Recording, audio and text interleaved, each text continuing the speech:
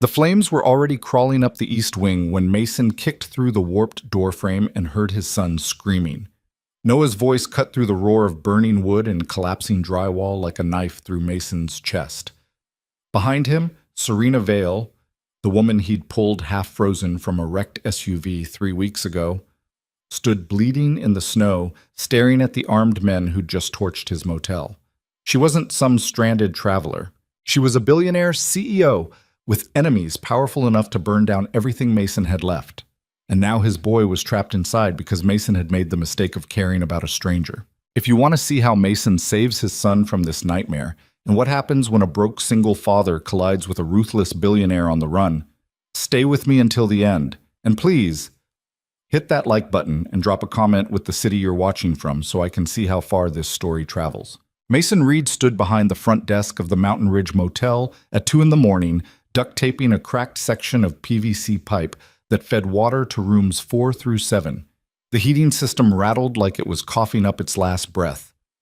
Outside, the wind screamed through the pines and hurled fists of snow against windows that hadn't been replaced since before Noah was born.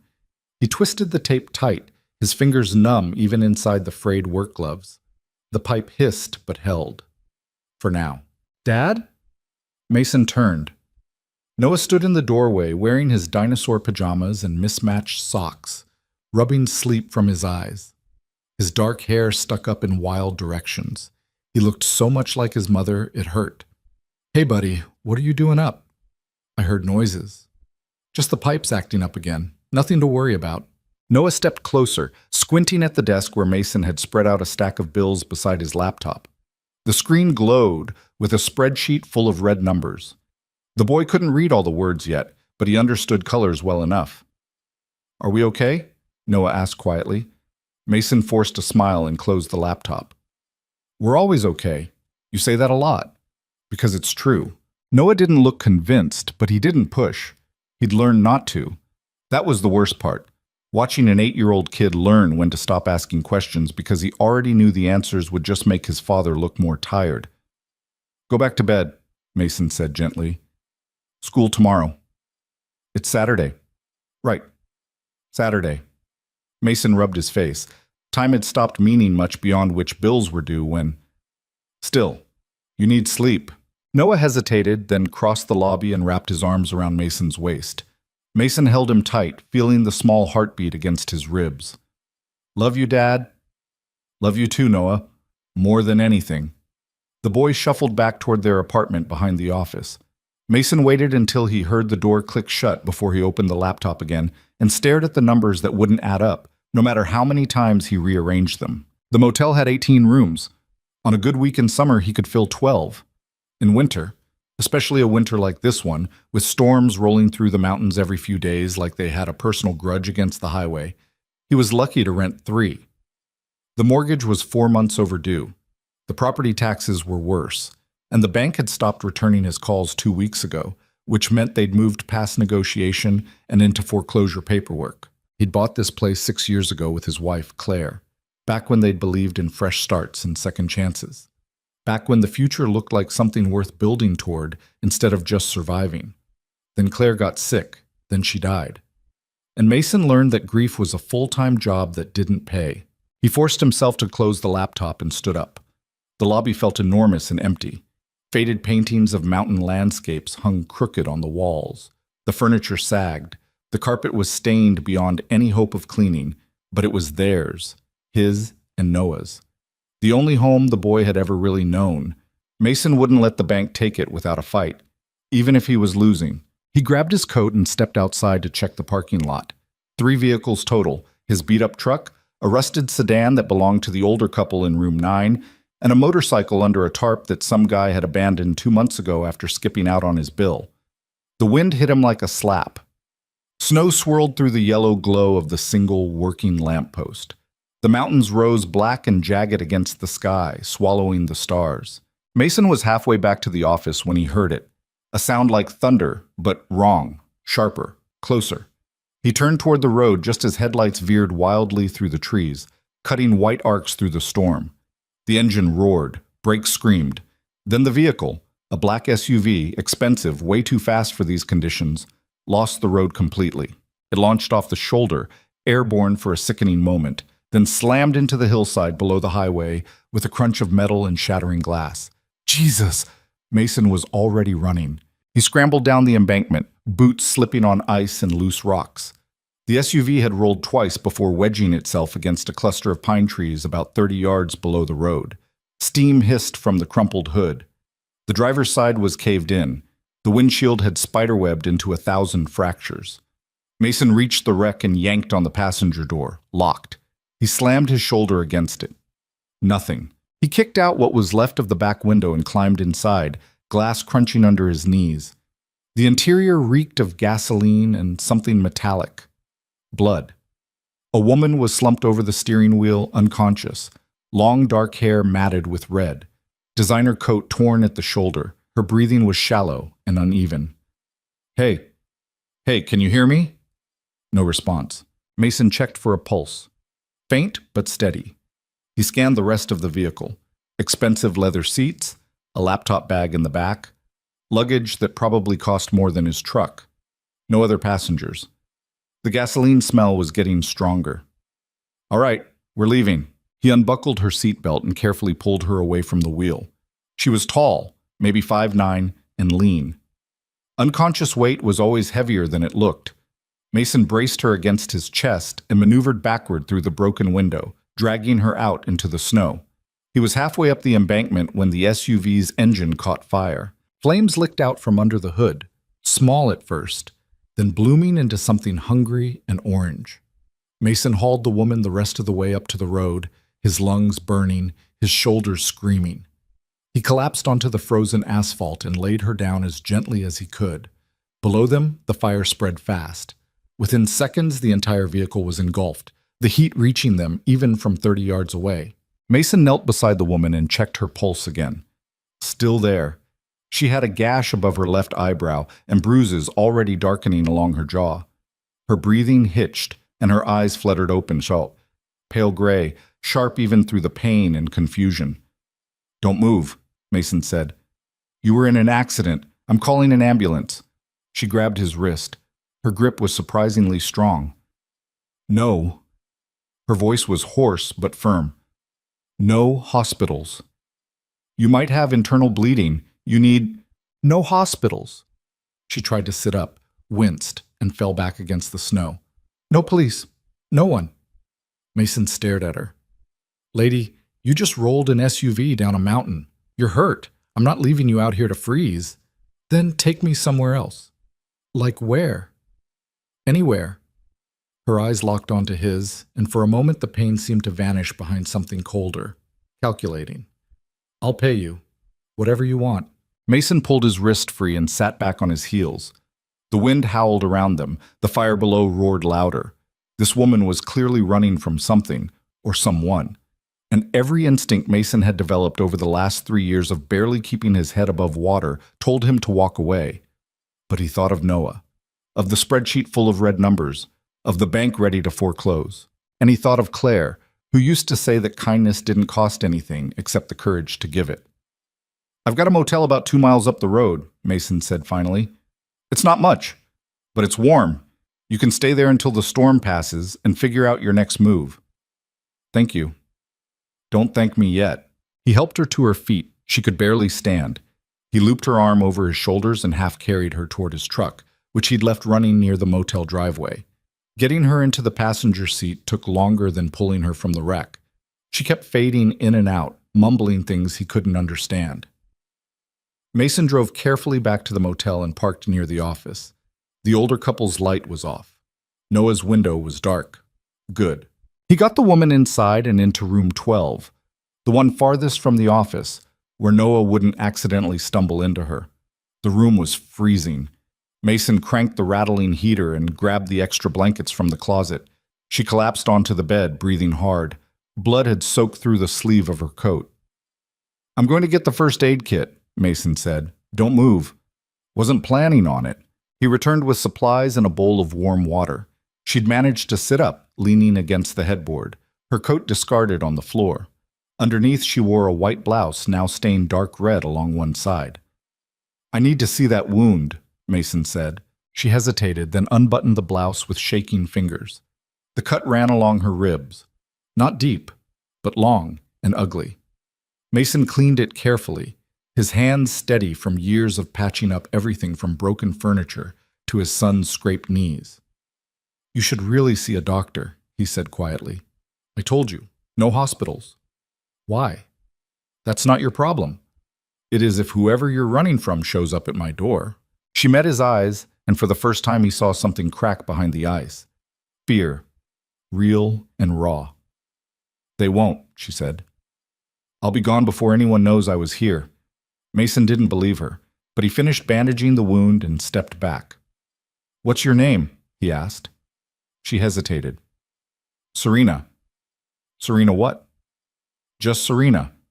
"All right, just Serena. I'm Mason. This is my place. You need anything? There's a phone on the desk. I'm in the office if things go sideways."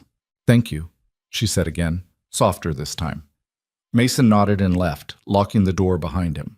He stood in the parking lot for a long moment, staring at the dark mountains and wondering what the hell he'd just dragged into his life. The next morning, Noah found her. Mason had told him to stay in the apartment while he handled some repairs, but Noah had a gift for appearing exactly where he wasn't supposed to be.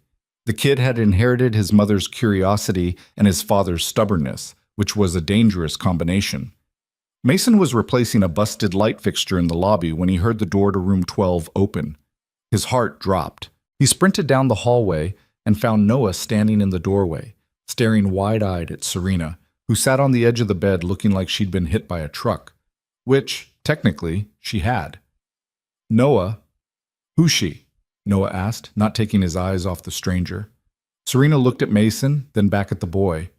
Her expression was unreadable. "My name's Serena," she said carefully. "I had an accident. Your dad's letting me stay here until I feel better." Noah studied her with the kind of blunt honesty only kids could pull off. "You look really bad." "Noah?" Mason said sharply.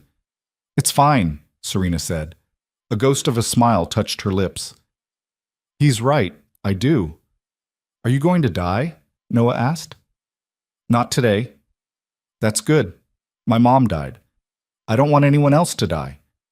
The room went silent except for the heater rattling in the corner. Mason put a hand on Noah's shoulder. "Come on, buddy. Let's give Serena some space." But Serena was still looking at Noah, something shifting behind her eyes.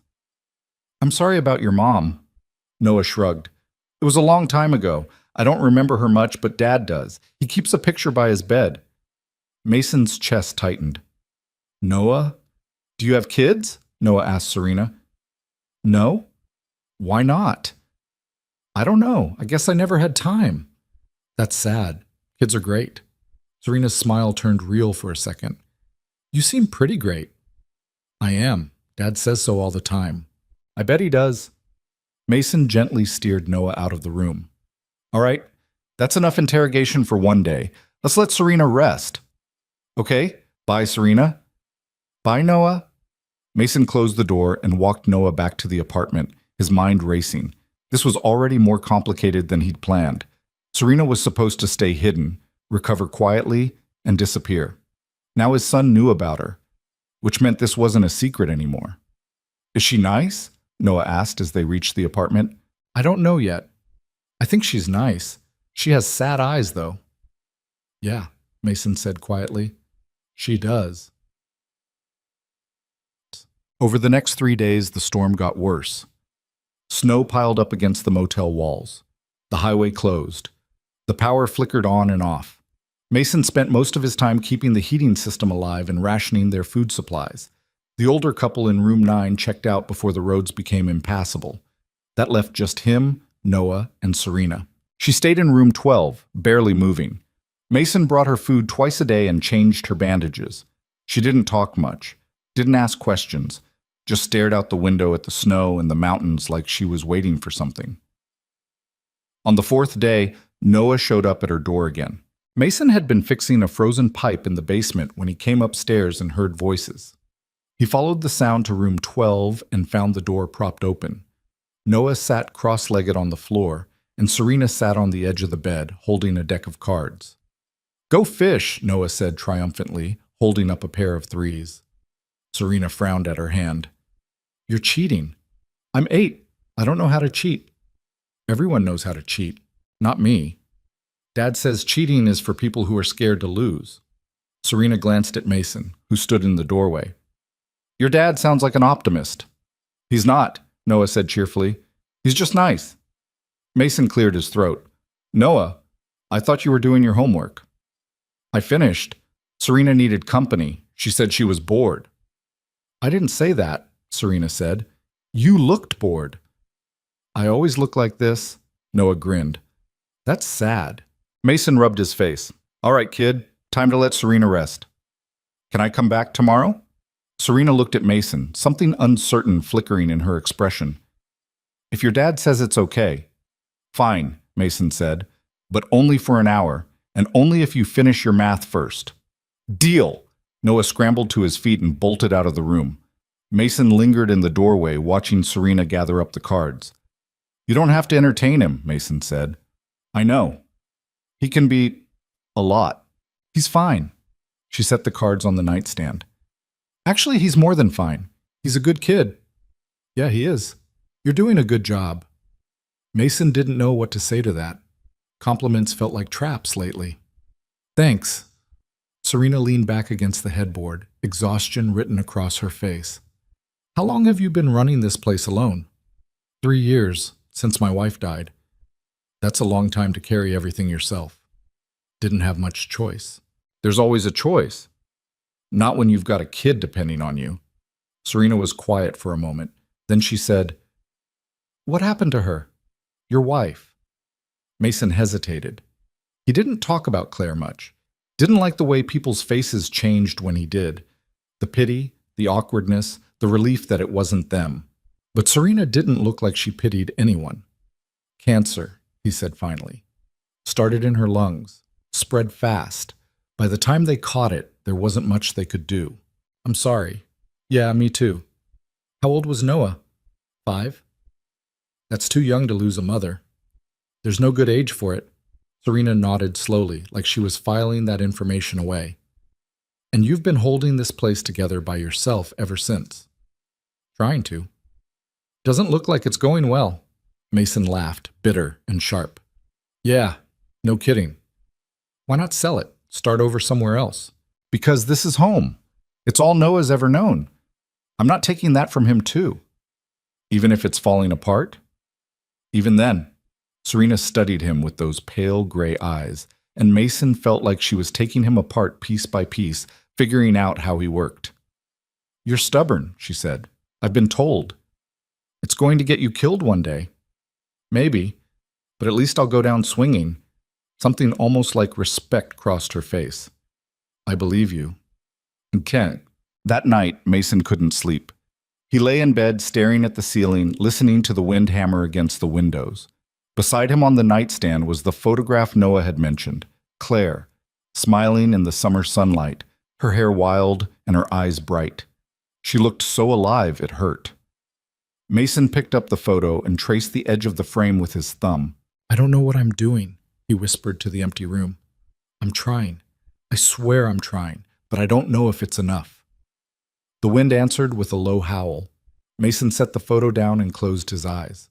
Tomorrow he'd call the bank again. Tomorrow he'd fix whatever broke next. Tomorrow he'd keep pretending everything was fine for Noah's sake. Tomorrow he'd keep surviving, because that's all he knew how to do anymore. On the 5th day, the older couple from room 9 called and said they'd left a suitcase behind. Mason promised to hold it for them and went to check the room. That's when he found the laptop. It was tucked under the bed, sleek and expensive, with a silver logo he didn't recognize. Mason pulled it out and turned it over. No name, no stickers, just cold metal and a faint hum when he opened it. The screen lit up immediately. No password, no lock screen, just a desktop filled with folders labeled things like board meeting notes and acquisition files and legal, confidential. Mason's stomach sank. This wasn't the couple's laptop. This was Serena's. He should have closed it, should have walked it straight to room 12 and handed it over without looking. But something stopped him. Maybe it was the way she'd showed up out of nowhere, refusing hospitals and police. Maybe it was the cold fear he'd seen flash across her face when she'd told him no one could know she was here. Mason opened one of the folders. Inside were hundreds of files, emails, spreadsheets, scanned documents. He clicked on a PDF labeled Internal Audit, December. The first page made his blood run cold. It was a report detailing financial fraud within a company called Vail Industries. Millions of dollars funneled through shell accounts, bribes paid to government officials, environmental violations covered up, and at the center of it all was a name, Serena Vail, Chief Executive Officer. Mason scrolled through page after page of evidence. Emails she'd sent, memos she'd signed, orders she'd given. Everything meticulously documented, everything damning. And at the bottom of the report was a note in red text, pending federal investigation. Mason sat back, his heart pounding. Serena wasn't just running from someone. She was running from everyone. He closed the laptop and shoved it back under the bed, his hands shaking. This was bad. Worse than bad. If anyone found out he was hiding her, if the feds or whoever else was looking for her showed up here, it wouldn't just be his motel on the line. It'd be Noah. Mason stood up and walked to room 12. He knocked once, hard. "Come in," Serena said. He pushed the door open. She was sitting by the window, wrapped in blankets, staring out at the snow. She looked smaller somehow, tired. "Who are you?" Mason asked. She turned slowly, her expression unreadable. "I told you, Serena." "Serena Vail." Her face went still.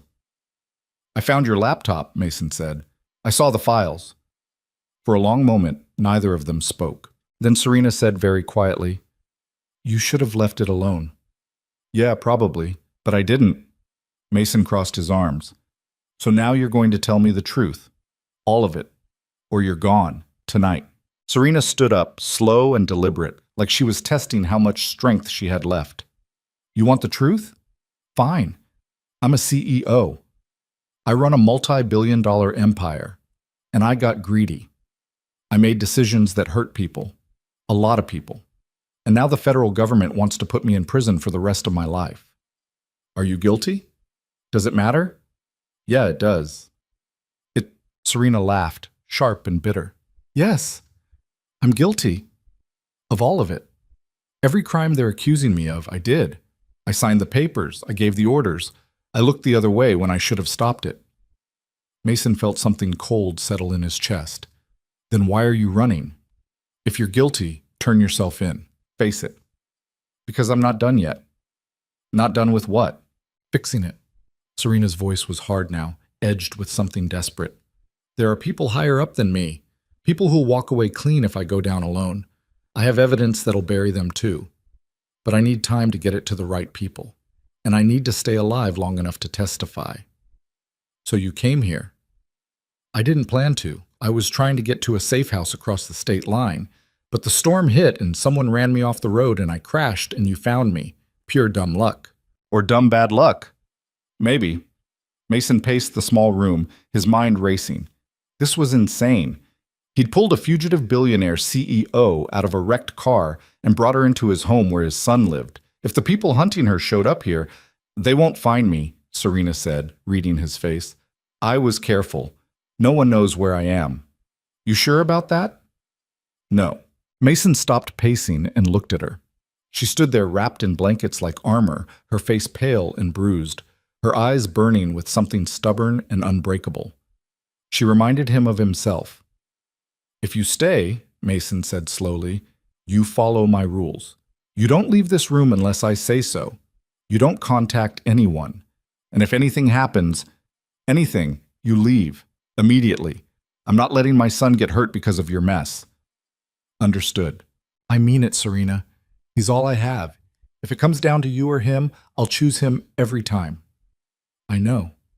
She met his eyes. "And I wouldn't expect anything less." Mason nodded once and turned to leave. "Mason," he stopped. "Thank you," Serena said quietly, "for not throwing me out." "Don't thank me yet," Mason said. "This storm won't last forever, and when it breaks, you're gone."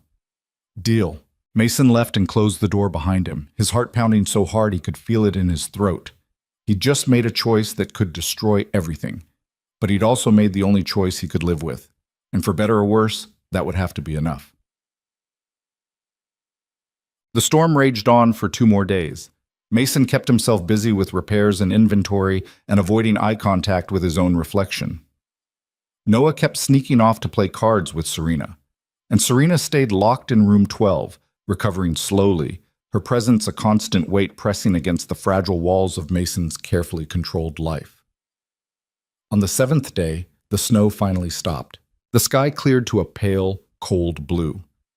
The highway crews started working their way up the mountain, clearing the roads inch by frozen inch. And Mason stood in the parking lot, staring at the world outside his motel, and knew that the real storm was just beginning. Because secrets like Serena Vale didn't stay buried for long. And when the truth came for them, it would come fast, and it would come hard. Mason just hoped he'd be ready. The highway reopened on a Thursday morning, and with it came the rest of the world. Mason watched from the office window as cars crawled past the motel, their headlights cutting through the gray dawn. Most didn't stop. They never did. The mountain ridge wasn't the kind of place people chose. It was where they ended up when everything else had closed for the night, or when their tank hit empty and the next town was still 40 miles away. He'd already checked room 12 twice that morning. Serena was awake, sitting by the window with her laptop open, her fingers moving across the keyboard in quick, precise bursts. She barely looked up when he knocked. "Roads are clear," Mason said from the doorway. "I know. So you'll be leaving soon." "Soon." She didn't stop typing. "Not yet." Mason's jaw tightened. That wasn't the deal. The deal was I'd leave when the storm broke. The storm broke. I'm still here. So I guess we're making a new deal. She finally looked at him, and her eyes were harder than he'd seen them. "I'm close, Mason. I've almost got everything I need to bury the people who tried to kill me. 2 more days and I can hand this over to someone who'll actually do something with it. And what happens to me and Noah when whoever's looking for you figures out where you've been hiding?" "They won't." "You keep saying that, but you don't know it." "You're right. I don't." Serena closed the laptop and stood, moving stiffly. The bruises on her face had faded to yellow and green, but she still looked like someone who'd gone 10 rounds and lost most of them. "But I do know that if I leave now, before I finish this, a lot of very bad people are going to walk away clean, and I can't live with that." "That's not my problem." "I know, but you let me stay anyway." She crossed her arms. "Why?" Mason didn't have a good answer for that. Or maybe he did, and he just didn't want to say it out loud. Because the truth was, somewhere between pulling her out of that wreck and watching her play Go Fish with his son, he'd stopped seeing her as a problem to solve and started seeing her as a person who needed help, which was exactly the kind of thinking that got people killed. 2 days, he said finally. "That's it. After that, you're gone, whether you're ready or not." Fair enough. Mason left before she could say anything else that might change his mind. He walked back across the parking lot, the morning air so cold it felt like breathing glass.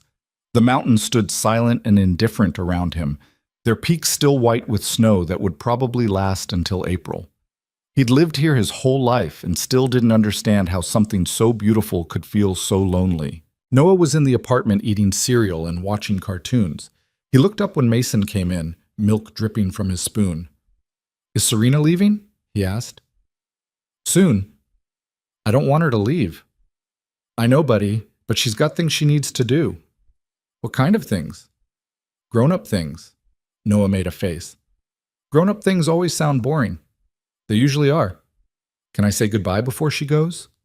"Yeah, of course." Noah went back to his cereal, seemingly satisfied.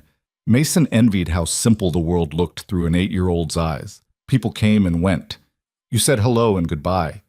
You didn't spend hours lying awake wondering if the choice you'd made was going to blow up in your face. Mason grabbed his coat and headed outside to salt the walkways before someone slipped and sued him for the nothing he had left. The air was sharp and clean, the kind of cold that burned your lungs if you breathed too deep. He worked methodically, his mind running through the numbers again. With the roads open, maybe he'd get a few travelers tonight. Maybe he could pull in enough to buy another week before the bank moved forward with foreclosure. Maybe.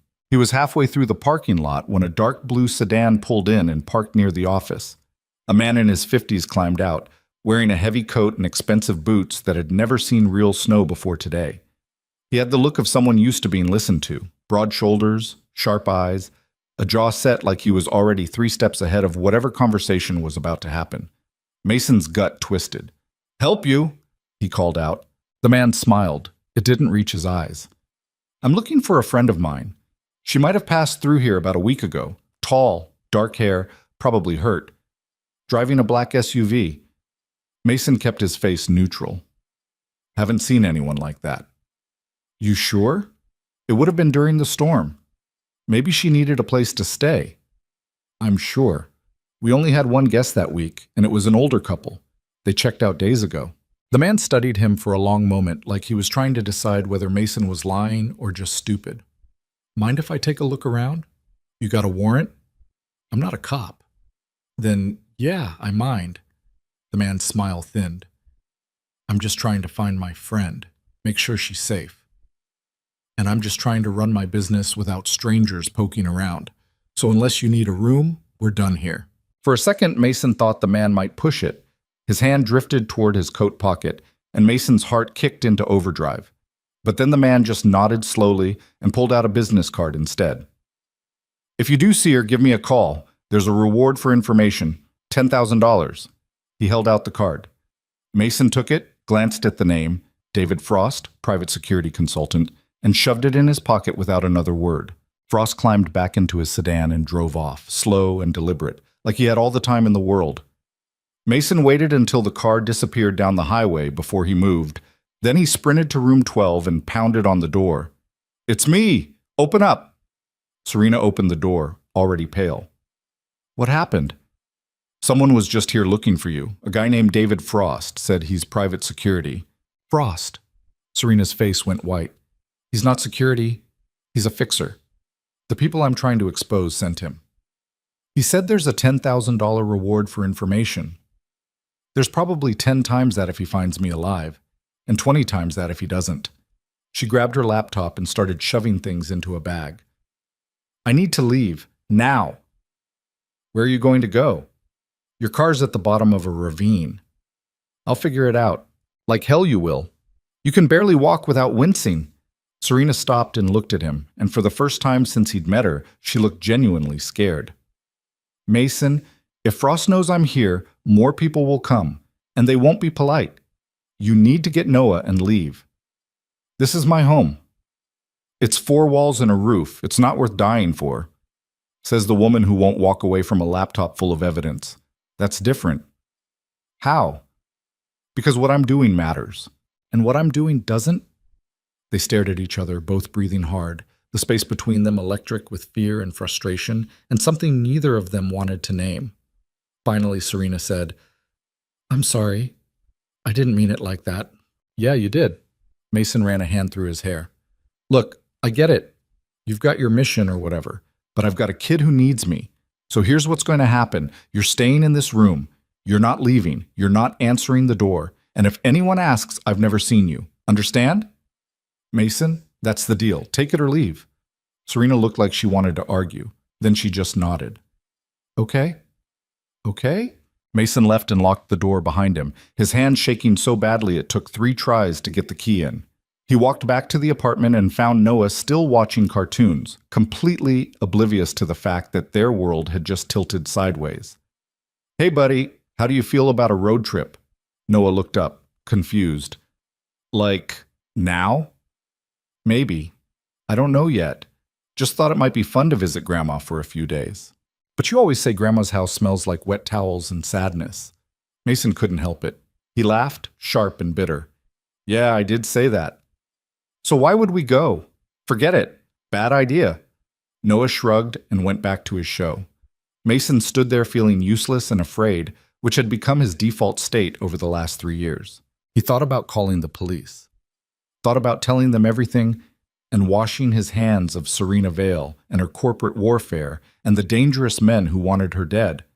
But then he thought about the way she'd looked at Noah when the kid had asked if she was going to die, the way she'd smiled when Noah had called her sad, the way she'd said thank you like she'd forgotten people could be kind without wanting something in return. Mason had spent 3 years surviving. Maybe it was time to try living instead, even if it killed him. The rest of the day crawled by in tense silence. Mason kept himself busy with repairs, a leaking pipe in room 6, A broken lock on the supply closet, a crack in the front window that he covered with duct tape because glass was expensive and money was something he didn't have. Every time a car slowed near the motel, his heart hammered against his ribs. Every time the phone rang, he expected Frost's voice on the other end. But nothing happened. By evening, Noah had gotten restless. He kept asking if he could go see Serena, and Mason kept finding reasons to say no. Finally, around 6, the kid wore him down. Fine. 10 minutes. And you don't tell her about Frost. Why not? Because she's already worried enough. About what? Just 10 minutes, Noah. That's it. Noah bolted out the door before Mason could change his mind. Mason followed at a distance, watching as his son knocked on room 12 and waited.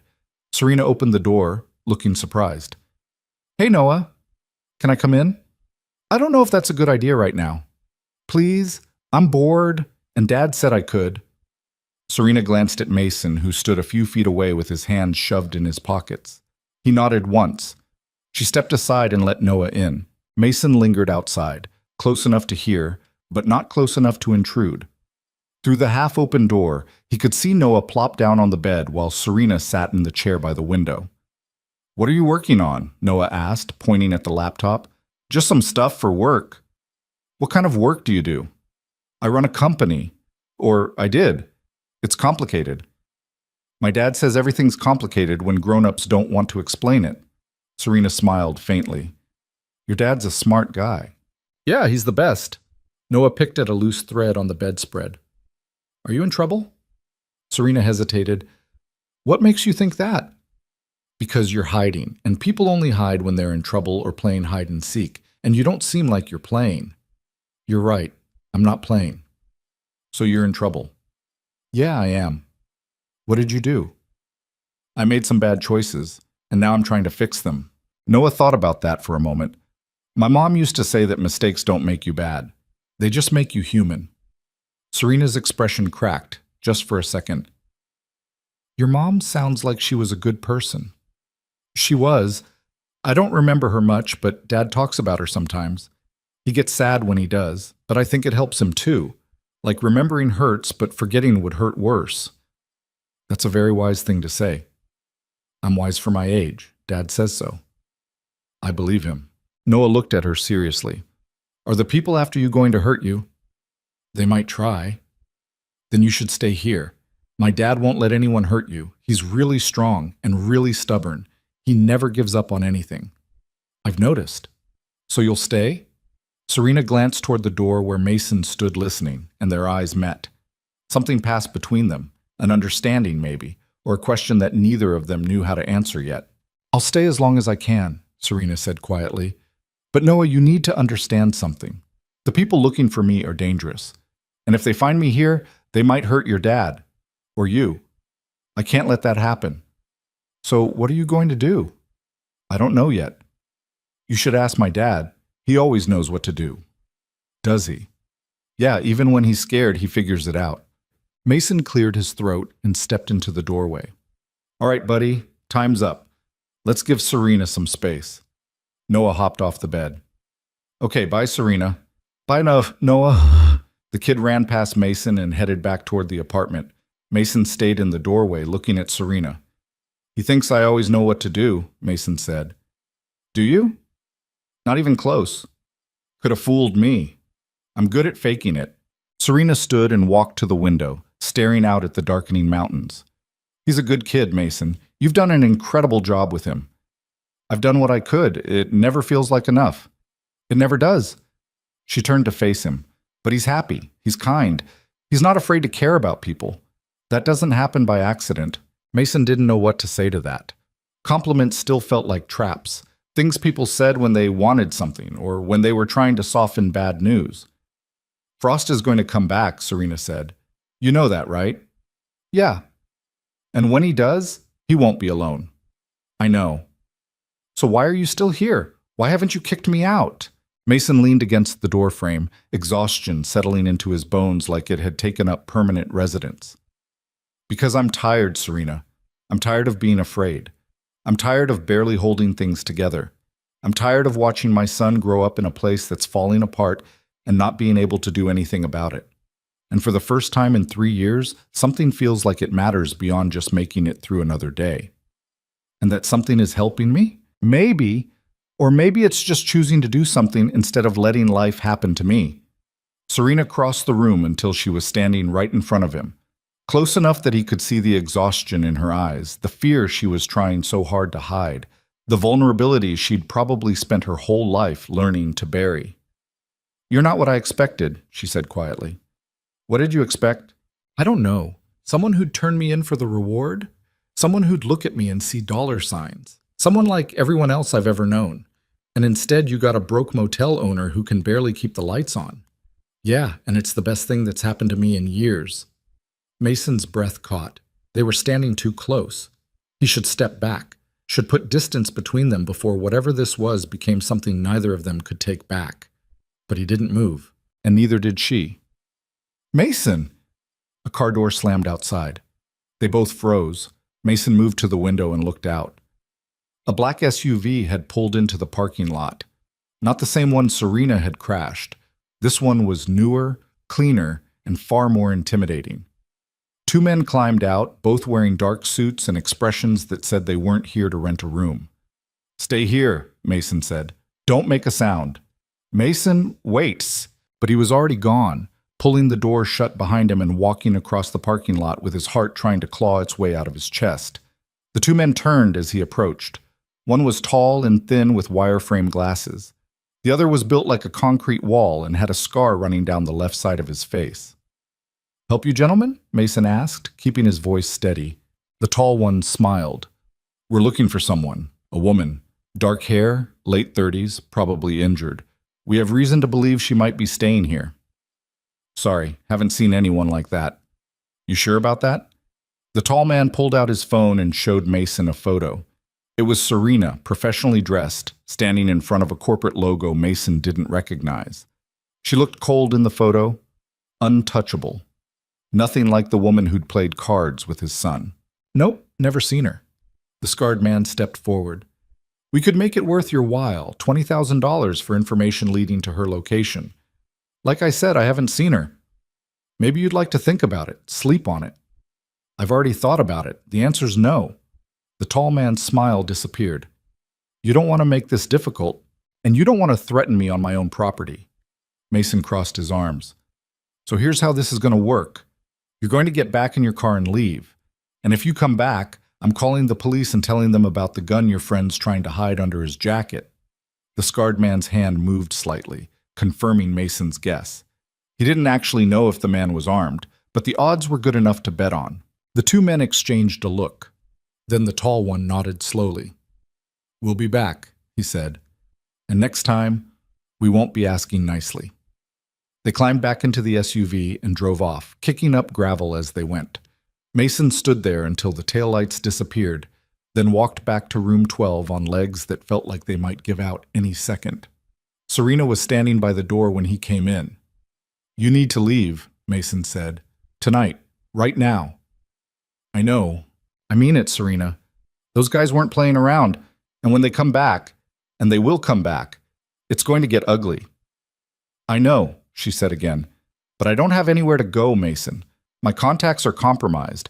My safe houses are blown. The only people I can trust are halfway across the country, and I don't have a car or money or anything except this laptop and the hope that what's on it will be enough to bring these people down." "Then let me help you." "You've already done enough." "Clearly not, or you wouldn't still be here." Serena sat down on the bed, her shoulders sagging. For the first time since he'd met her, she looked defeated. "Why are you doing this, Mason? Why do you care what happens to me?" "Because somebody should. And because Noah's right. I don't give up on things. Even when I probably should." "You're going to get yourself killed. Maybe. But at least I'll go down trying to do the right thing instead of just surviving another day." Serena looked up at him, and something in her expression shifted. The ice cracked a little wider, and underneath it was something raw and real and terrified. "I don't know how to let people help me," she said quietly. "I've spent my whole life building walls and pushing people away and convincing myself that needing anyone was a weakness. And now I'm here. And you're offering to risk everything for a stranger who's done nothing but bring danger to your door, and I don't understand why." Mason sat down beside her on the bed. Because 3 years ago, my wife died, and I spent every day after that wishing someone had been there to help us when we needed it. Wishing someone had seen how badly we were drowning and thrown us a rope. And now I've got a chance to be that person for someone else. So yeah, it's dangerous, and yeah, it's probably stupid, but I'm doing it anyway. Serena's eyes were bright with unshed tears. What if I can't fix this? What if I testify and nothing changes and all of this was for nothing? Then at least you tried. That's more than most people can say. She laughed, bitter and broken. You really believe that? I have to. Otherwise, what's the point? They sat there in silence, the weight of everything pressing down on them like the mountain snow pressing down on the roof. Outside, the wind picked up, rattling the windows. Finally, Serena said, Okay. Okay, what? Okay, I'll let you help me, but on one condition. What's that? If things go bad, if Frost or those men or anyone else shows up and it looks like someone's going to get hurt, you take Noah and you run. You don't look back. You don't try to save me. You just run. Serena? That's the condition, Mason. Take it or I leave tonight and you never see me again. He wanted to argue. Wanted to tell her that he wasn't the kind of man who ran when things got hard. But he looked into her eyes and saw that she meant it. That this was the only way she could accept his help without the guilt eating her alive. Fine, he said, but I'm not going to need to, because we're going to figure this out. You sound pretty sure about that. I'm not, but I'm good at faking it. Serena smiled, really smiled, and for a moment the fear and exhaustion and years of emotional armor fell away, and Mason saw the person she might have been if life had been kinder. Thank you, she said. Stop thanking me. Why? Because you're starting to sound like you don't believe you deserve help. And that's the saddest thing I've heard all week. Serena's smile faded, but something softer took its place. She reached out and put her hand on his, and this time when she touched him, it didn't feel uncertain or transactional. It felt real. Mason stood up before he could do something stupid like lean in and kiss her, because that's where this was heading, and he wasn't ready for it. Wasn't ready to let someone new into the broken parts of his life. Get some rest, he said. We'll figure out the next step in the morning. Mason? He stopped at the door. For what it's worth, Serena said quietly, I think your wife would be proud of you. For what you've done with Noah. For what you're doing now. For not giving up. Mason's throat tightened. Yeah, maybe. He left before his voice could break. That night, he lay in bed staring at the ceiling, unable to sleep. His mind kept replaying the conversation with Serena, the fear in her eyes, the way her hand had felt against his. He thought about Claire and what she would say if she were here. She'd probably tell him he was being an idiot, that he was risking too much for someone he barely knew.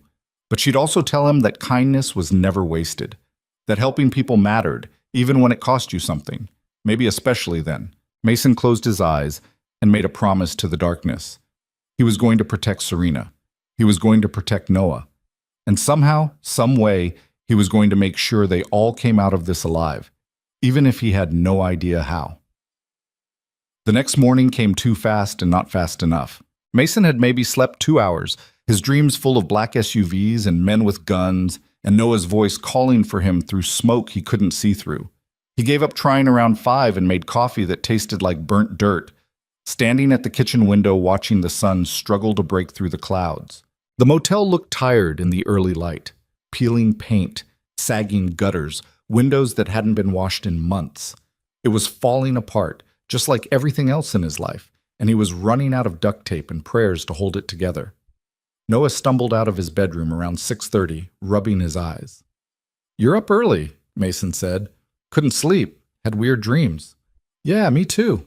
They ate breakfast in silence, toaster waffles and orange juice that was mostly water. Mason kept glancing at his phone, half expecting it to ring with bad news, but it just sat there on the counter, quiet and useless. Is Serena okay? Noah asked suddenly. Why wouldn't she be? I don't know. You seem worried. Mason forced a smile. I'm always worried. It's kind of my thing. You worry too much. Probably. Noah finished his waffle and carried his plate to the sink. Can I go see her later? We'll see. That means no. It means we'll see. Noah made a face but didn't push it. He knew when his dad was in one of those moods where arguing would just make things worse. The kid had gotten good at reading people, which was both impressive and heartbreaking for an 8-year-old. Around 8, Mason walked across the parking lot to room 12.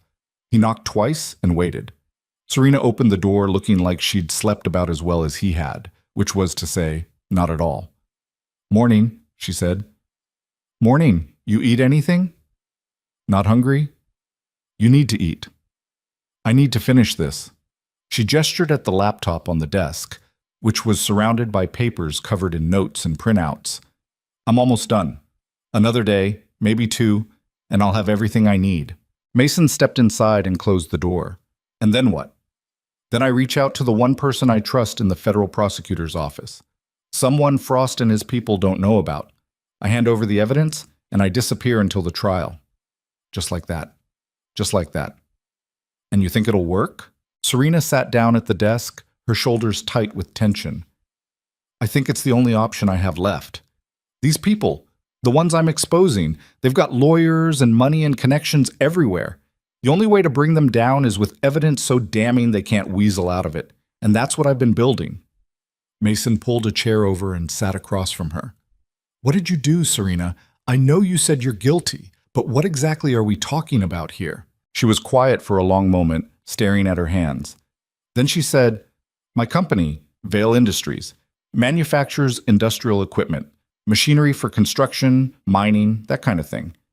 5 years ago, we developed a new line of excavators that were supposed to be safer and more efficient than anything on the market. But during testing, we found a flaw, a design defect that could cause catastrophic failure under certain conditions." "How catastrophic?" "People could die." Mason's stomach turned. "So you recalled them?"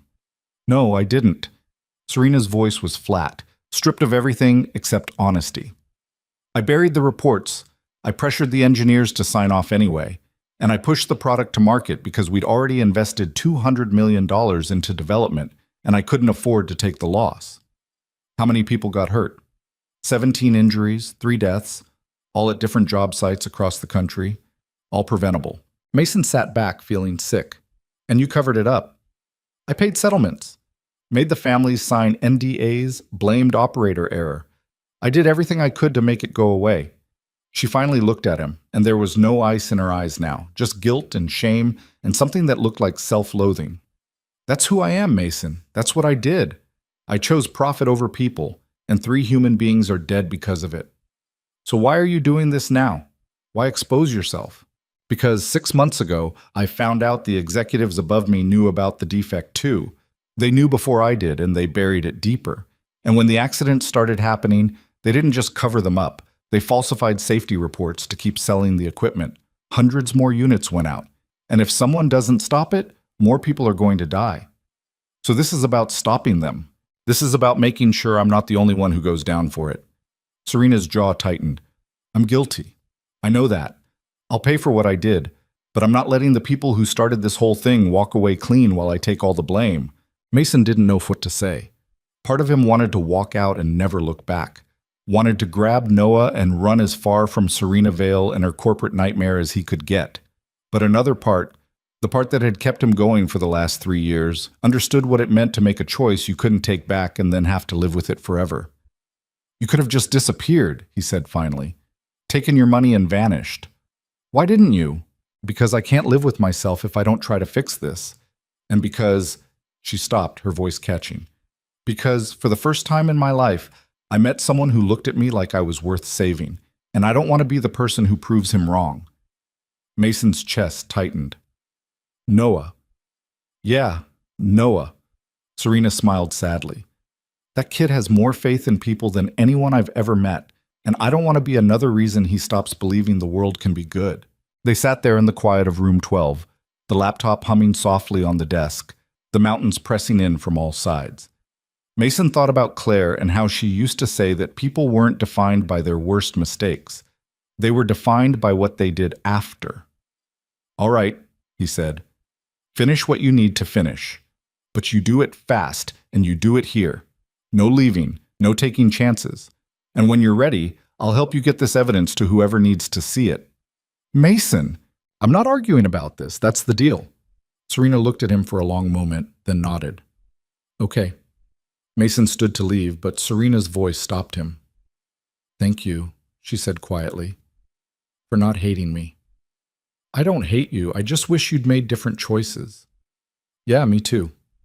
He left her there and walked back across the lot, the weight of everything pressing down on him like he was trying to carry the whole mountain on his shoulders. The day dragged on in tense, fragile hours. Mason kept himself busy, checking in a couple who looked like they were running from something too, fixing a busted heater in room 4, replacing a light bulb that had burned out in the hallway. Normal tasks that felt surreal given everything else happening around him.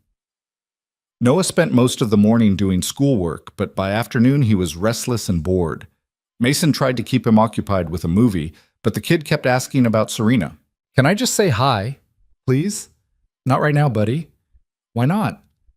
Because she's busy. Doing what? Work stuff. That's boring. Yeah, well, being a grown-up is mostly boring. Noah flopped onto the couch dramatically. I'm bored. I noticed. Can we go into town? Not today. Why not? Because I said so. Noah gave him a look that was pure Claire, eyebrows raised, mouth set in a line that said he wasn't buying it. Mason had to look away before the resemblance hurt too much. Fine, Noah said, but you owe me ice cream later. Deal. Around 3 in the afternoon, Mason's phone rang. He didn't recognize the number, and his gut immediately clenched. He stepped outside before answering. Hello? Mr. Reed? The voice was smooth, professional, male. My name is David Frost. I believe we've already met. Mason's blood went cold.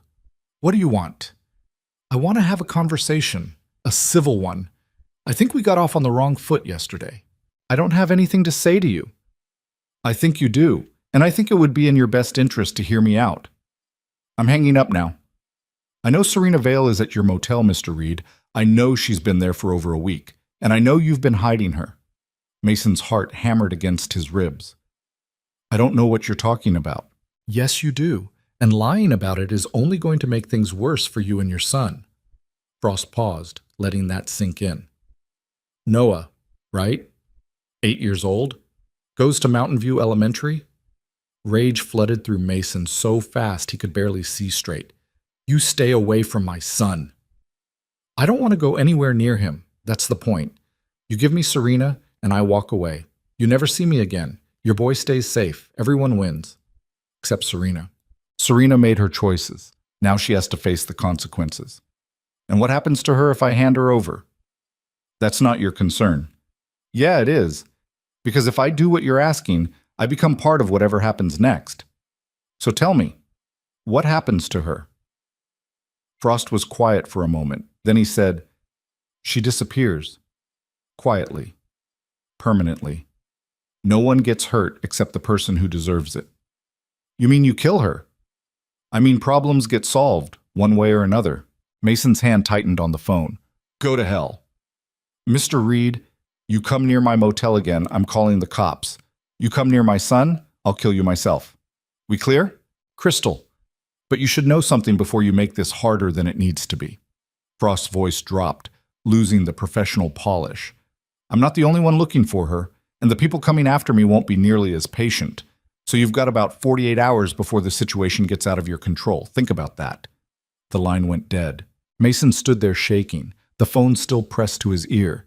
He wanted to punch something, wanted to scream, wanted to grab Noah and run like Serena had told him to. But he didn't. Instead, he walked back inside, locked the door, and went to find his son. Noah was lying on the floor coloring in a dinosaur book. He looked up when Mason came in. You okay, Dad? You look weird. I'm fine. Just got a phone call that annoyed me. From who? Nobody important. Mason crouched down beside him. Hey, buddy, I need you to do me a favor. What kind of favor? I need you to stay inside for the next couple days. No going outside without me. No wandering off, okay? Noah's face scrunched up with confusion. Why? Because I said so. That's not a real reason.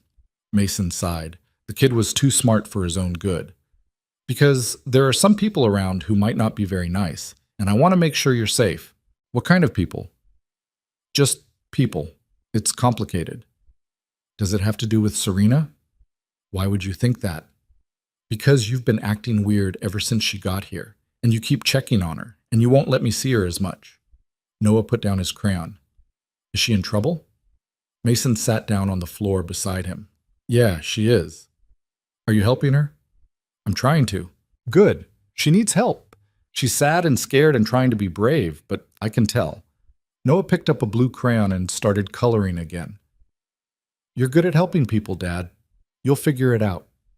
Mason put his arm around his son and pulled him close. I hope you're right. That evening, Mason brought dinner to room 12. Leftover spaghetti that was more sauce than noodles, and garlic bread that was mostly butter. Serena ate mechanically, her eyes never leaving the laptop screen. How much longer? Mason asked. Few more hours, maybe less. I'm encrypting everything and setting up a secure transfer protocol. Once it's ready, I send it to my contact and it's done. And then you leave. And then I leave. She looked at him. Frost called you, didn't he? Mason didn't bother asking how she knew. Yeah. What did he say? He knows you're here. He knows about Noah. And he gave me 48 hours to hand you over before things get worse. Serena set down her fork, her face pale. You need to take Noah and leave. Tonight. We've been over this. That was before Frost threatened your son, Mason. This isn't a game anymore. If he knows about Noah, he'll use him to get to you. And I won't let that happen. So what do you want me to do? Just pack up and run? Leave you here to deal with Frost and whoever else shows up? Yes, exactly that. Not happening. Why are you so stubborn? Because someone has to be. Mason leaned against the desk. Look, I get that you're scared. I'm scared too. But running doesn't solve anything. It just delays the inevitable. So we're staying. We're finishing this. And then we all walk away alive. You don't know that. No, but I'm choosing to believe it anyway. Serena stared at him, and something in her expression cracked wide open. Why do you care so much? You barely know me. I've done terrible things. I've brought nothing but danger to your door, so why are you still here? Mason thought about that for a long moment. Then he said, because 3 years ago, my wife was dying, and I was drowning, and nobody came. Nobody helped. Nobody even noticed. And I swore that if I ever had the chance to be the person who showed up for someone else, I would, no matter what it cost. Even if it cost you everything, even then. Serena stood and crossed the room until she was standing right in front of him, close enough that he could see the exhaustion etched into every line of her face, close enough that he could feel the warmth of her breath. You're either the bravest person I've ever met, she said quietly, or the most foolish. Probably both. She smiled, sad and broken and real. Then she did something that surprised them both. She kissed him. It wasn't gentle or romantic or any of the things kisses were supposed to be in movies. It was desperate and messy and tasted like fear and gratitude and 3 years of loneliness that neither of them had known how to name. Mason kissed her back, his hands finding her waist, pulling her closer. For a moment, everything else disappeared. The danger, the debt, the weight of the world pressing down on them. For a moment, it was just two broken people trying to remember what it felt like to connect with someone who understood what it meant to carry too much for too long. When they finally pulled apart, they were both breathing hard. I'm sorry, Serena whispered. I shouldn't have. Don't apologize. But, Serena, don't. She nodded, her eyes bright with tears she refused to let fall. Okay. Mason stepped back, putting distance between them before he did something even more reckless. Finish your work. I'll check on you in a few hours. He left before she could say anything else, his heart pounding so hard he thought it might break through his ribs. The next 24 hours passed in a blur of tension and waiting. Serena worked late into the night, the glow of her laptop the only light in room 12. Mason checked on her every few hours, bringing food she didn't eat and coffee she drank too fast. They didn't talk about the kiss, didn't acknowledge what had happened between them. They just existed in the same fragile space, both afraid to push too hard or pull too far away. Noah asked about Serena constantly, and Mason kept making excuses. The kid was smart enough to know something was wrong, but young enough not to push for answers he wouldn't understand. On the second night, around midnight, Serena knocked on Mason's door. He opened it to find her standing there with her laptop bag slung over her shoulder and her face set with determination. "It's done," she said. "I sent everything to my contact an hour ago." She confirmed receipt. "The evidence is out there now. It's real." Mason felt something loosen in his chest. "So it's over?" "Not yet. She needs time to review everything and present it to the right people. Could be days, could be weeks. But it started." Serena looked past him into the apartment. "I should go, tonight, before Frost's deadline runs out." "Where will you go?" "I don't know. Somewhere far from here. Somewhere they won't think to look." "That's not a plan." "It's all I've got." Mason stepped outside and closed the door behind him so they wouldn't wake Noah. "You can't just run blindly. You need a destination, a safe place." "I had safe places. They're all compromised now." "Then we make a new one." "We?" Mason ran a hand through his hair, exhaustion and adrenaline making him say things he probably shouldn't. "I've got a friend, guy I served with back when I did 2 years in the National Guard. He owns a cabin about 3 hours north of here, deep in the woods. No roads in. You have to hike the last 2 miles. He lets me use it sometimes when I need to get away." "Mason, you stay there until the trial. I'll bring you supplies, check on you, make sure you're okay." "That's insane." "Yeah, but it's better than you wandering around hoping you don't get caught." Serena looked at him like he'd lost his mind. "Why would you do that? Why would you risk more than you already have?" "Because I started this, and I'm going to see it through." "You didn't start anything. I crashed my car. You just happened to be there. And I chose to help, so now we're in this together." They stared at each other in the cold night air, their breath coming out in white clouds. The mountains loomed around them, silent witnesses to every terrible decision they'd made that had led them to this moment. "Okay," Serena said finally. "But I need to leave tonight, right now, before Frost's deadline hits." "I'll drive you." "What about Noah?" "He's asleep. I'll wake him up and bring him along. It'll be fine." Mason, but he was already moving, going back inside to wake his son and pack a bag and try to figure out how to explain to an 8-year-old why they were leaving in the middle of the night. Noah woke up confused and groggy. "Where are we going?" he mumbled. "On an adventure." "At midnight?" "Best time for adventures." Noah was too tired to argue. Mason bundled him into his coat and shoes, grabbed a bag with clothes and snacks, and carried him out to the truck. Serena was already waiting by the passenger door, her face pale in the dim light. They drove north in silence, the highway empty and dark. Noah fell back asleep in the back seat, his head resting against the window. Mason kept his eyes on the road, hyper-aware of every car that passed them, every set of headlights in his rearview mirror. "Thank you," Serena said quietly after about an hour. "Stop thanking me. I mean it, for everything, for saving me, for keeping me safe, for not giving up on me when you should have." "I don't give up on people. I know, it's one of the things She stopped herself. "It's a good quality." Mason glanced at her. "What were you going to say?" "Nothing. Doesn't matter." "Serena." She turned to look at him, and in the glow of the dashboard lights, her face was softer than he'd ever seen it, vulnerable, open. "I was going to say it's one of the things I love about you," she said quietly, "but that's crazy. We barely know each other, and I'm leaving, and you're going back to your life, so it doesn't matter." Mason's hands tightened on the steering wheel. His heart was doing something complicated and painful in his chest, and he didn't know how to make it stop. "Yeah," he said finally, "it doesn't matter." But they both knew it did. They reached the trailhead around 3 in the morning. Mason woke Noah gently and helped him out of the truck. The kid was still half asleep, stumbling along beside him as they started up the dark trail with flashlights cutting thin beams through the trees. The hike took 40 minutes, most of it uphill. Noah complained once, quietly, and then went silent when he realized how serious his dad looked. Serena followed behind them, carrying her laptop bag and a backpack Mason had given her with supplies. The cabin appeared suddenly through the trees, a small, weathered structure that looked like it had been there since before the mountains were named. Mason unlocked the door and ushered them inside. It smelled like dust and old wood and memories of simpler times. "It's not much," Mason said, flipping on a battery-powered lantern. "But it's safe, and it's off the grid. No one knows about this place except me and the guy who owns it." Serena set down her bag and looked around.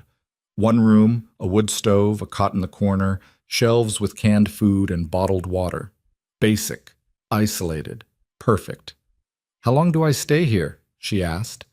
"Until I hear from you that it's safe, or until someone comes to take you into protective custody for the trial. And you'll check on me. Once a week, maybe more if I can manage it." Noah had collapsed onto the cot, already asleep again. Mason covered him with a blanket and turned back to Serena.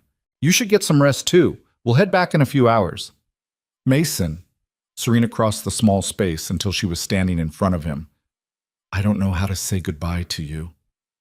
"Then don't. This isn't goodbye, it's just see you later." "What if it's not?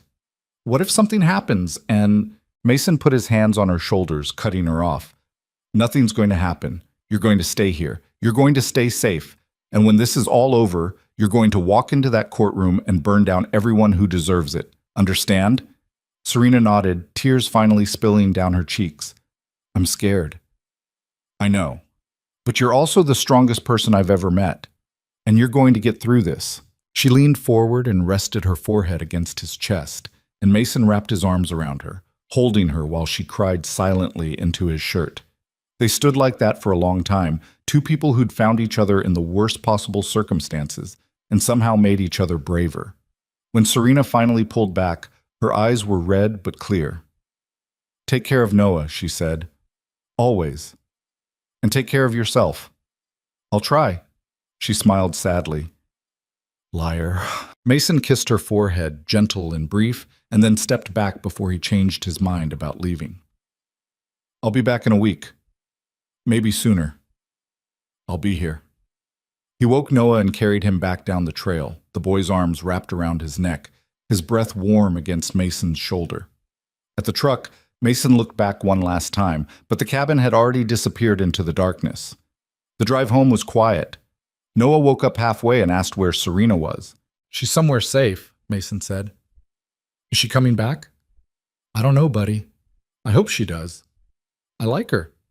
"Yeah, me too."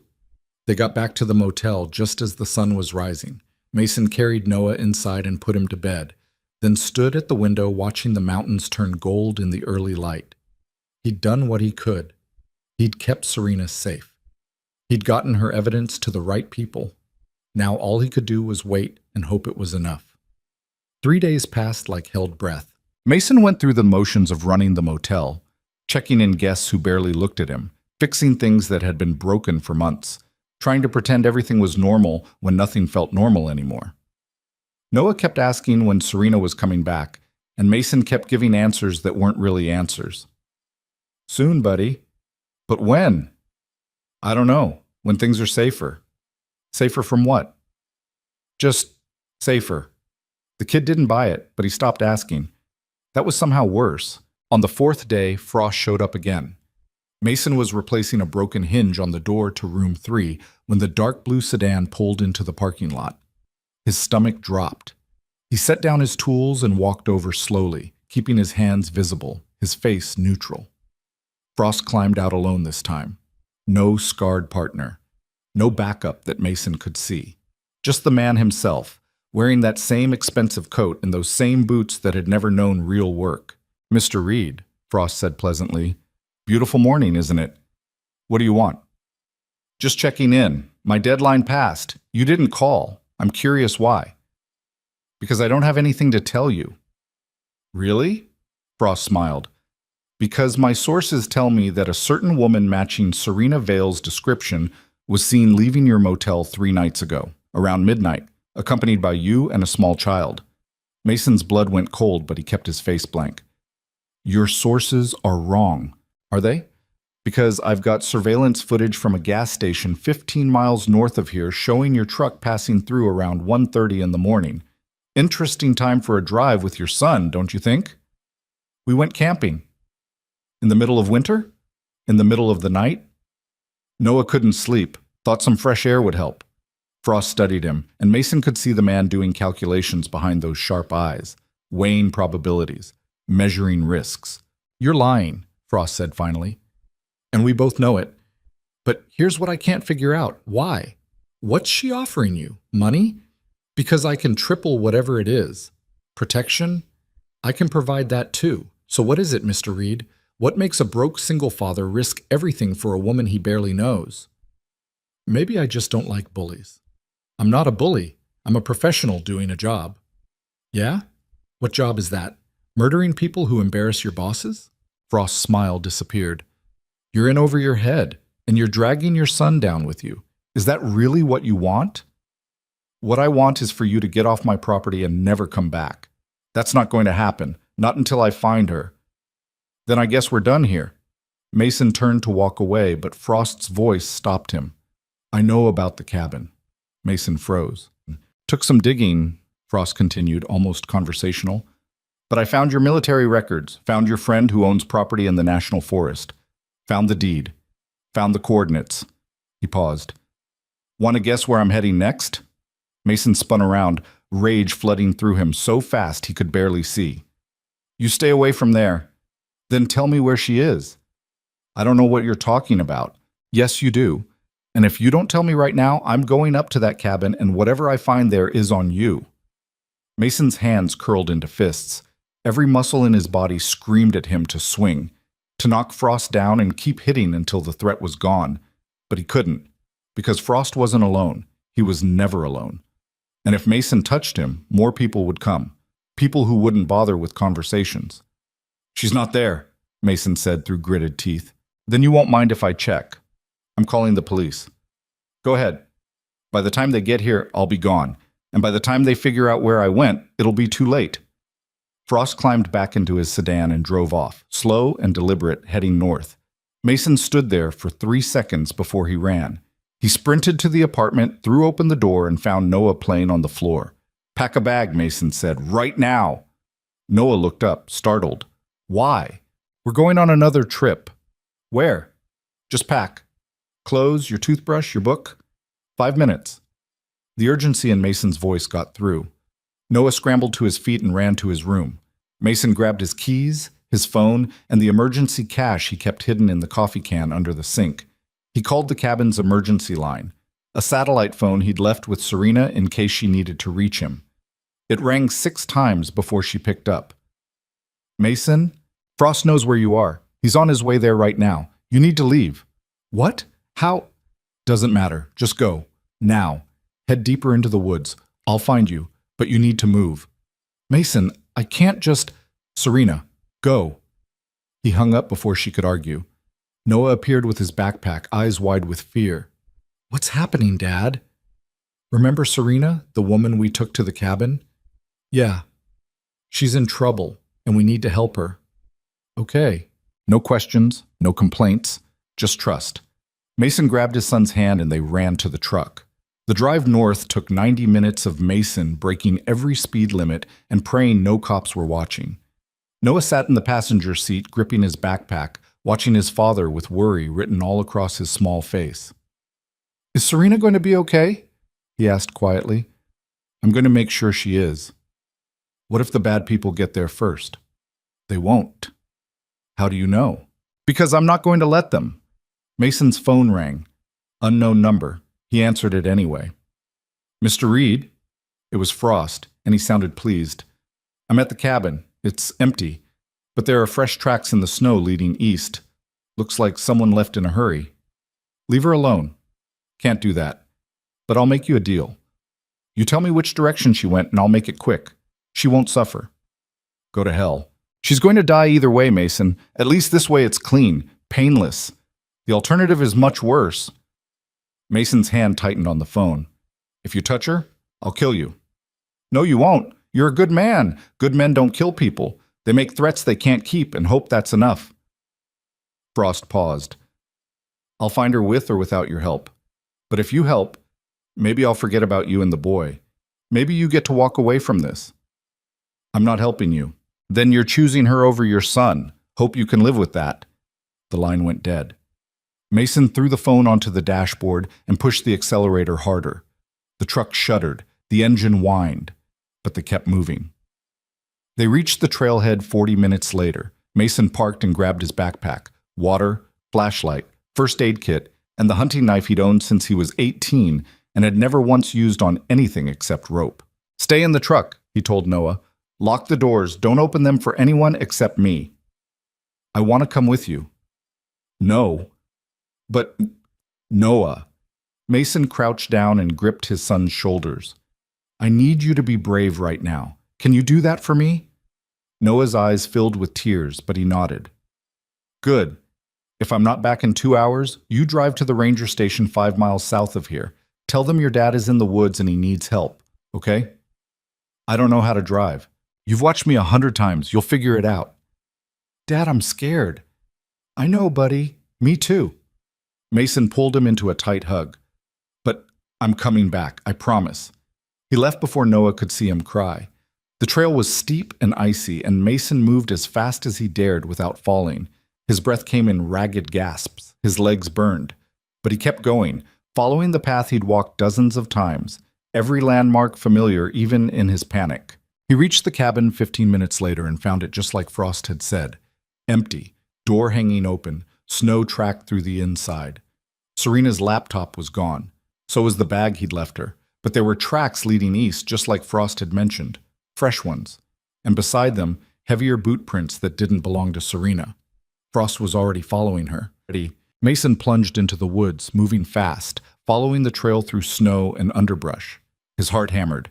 His mind raced with images of what Frost would do when he caught up to her. He couldn't be too late. He wouldn't be too late. The tracks led him deeper into the forest, away from any trails, into dense trees where the snow was thinner and the ground was treacherous with hidden roots and rocks. Mason pushed through, branches whipping at his face, his breath burning in his lungs. Then he heard voices.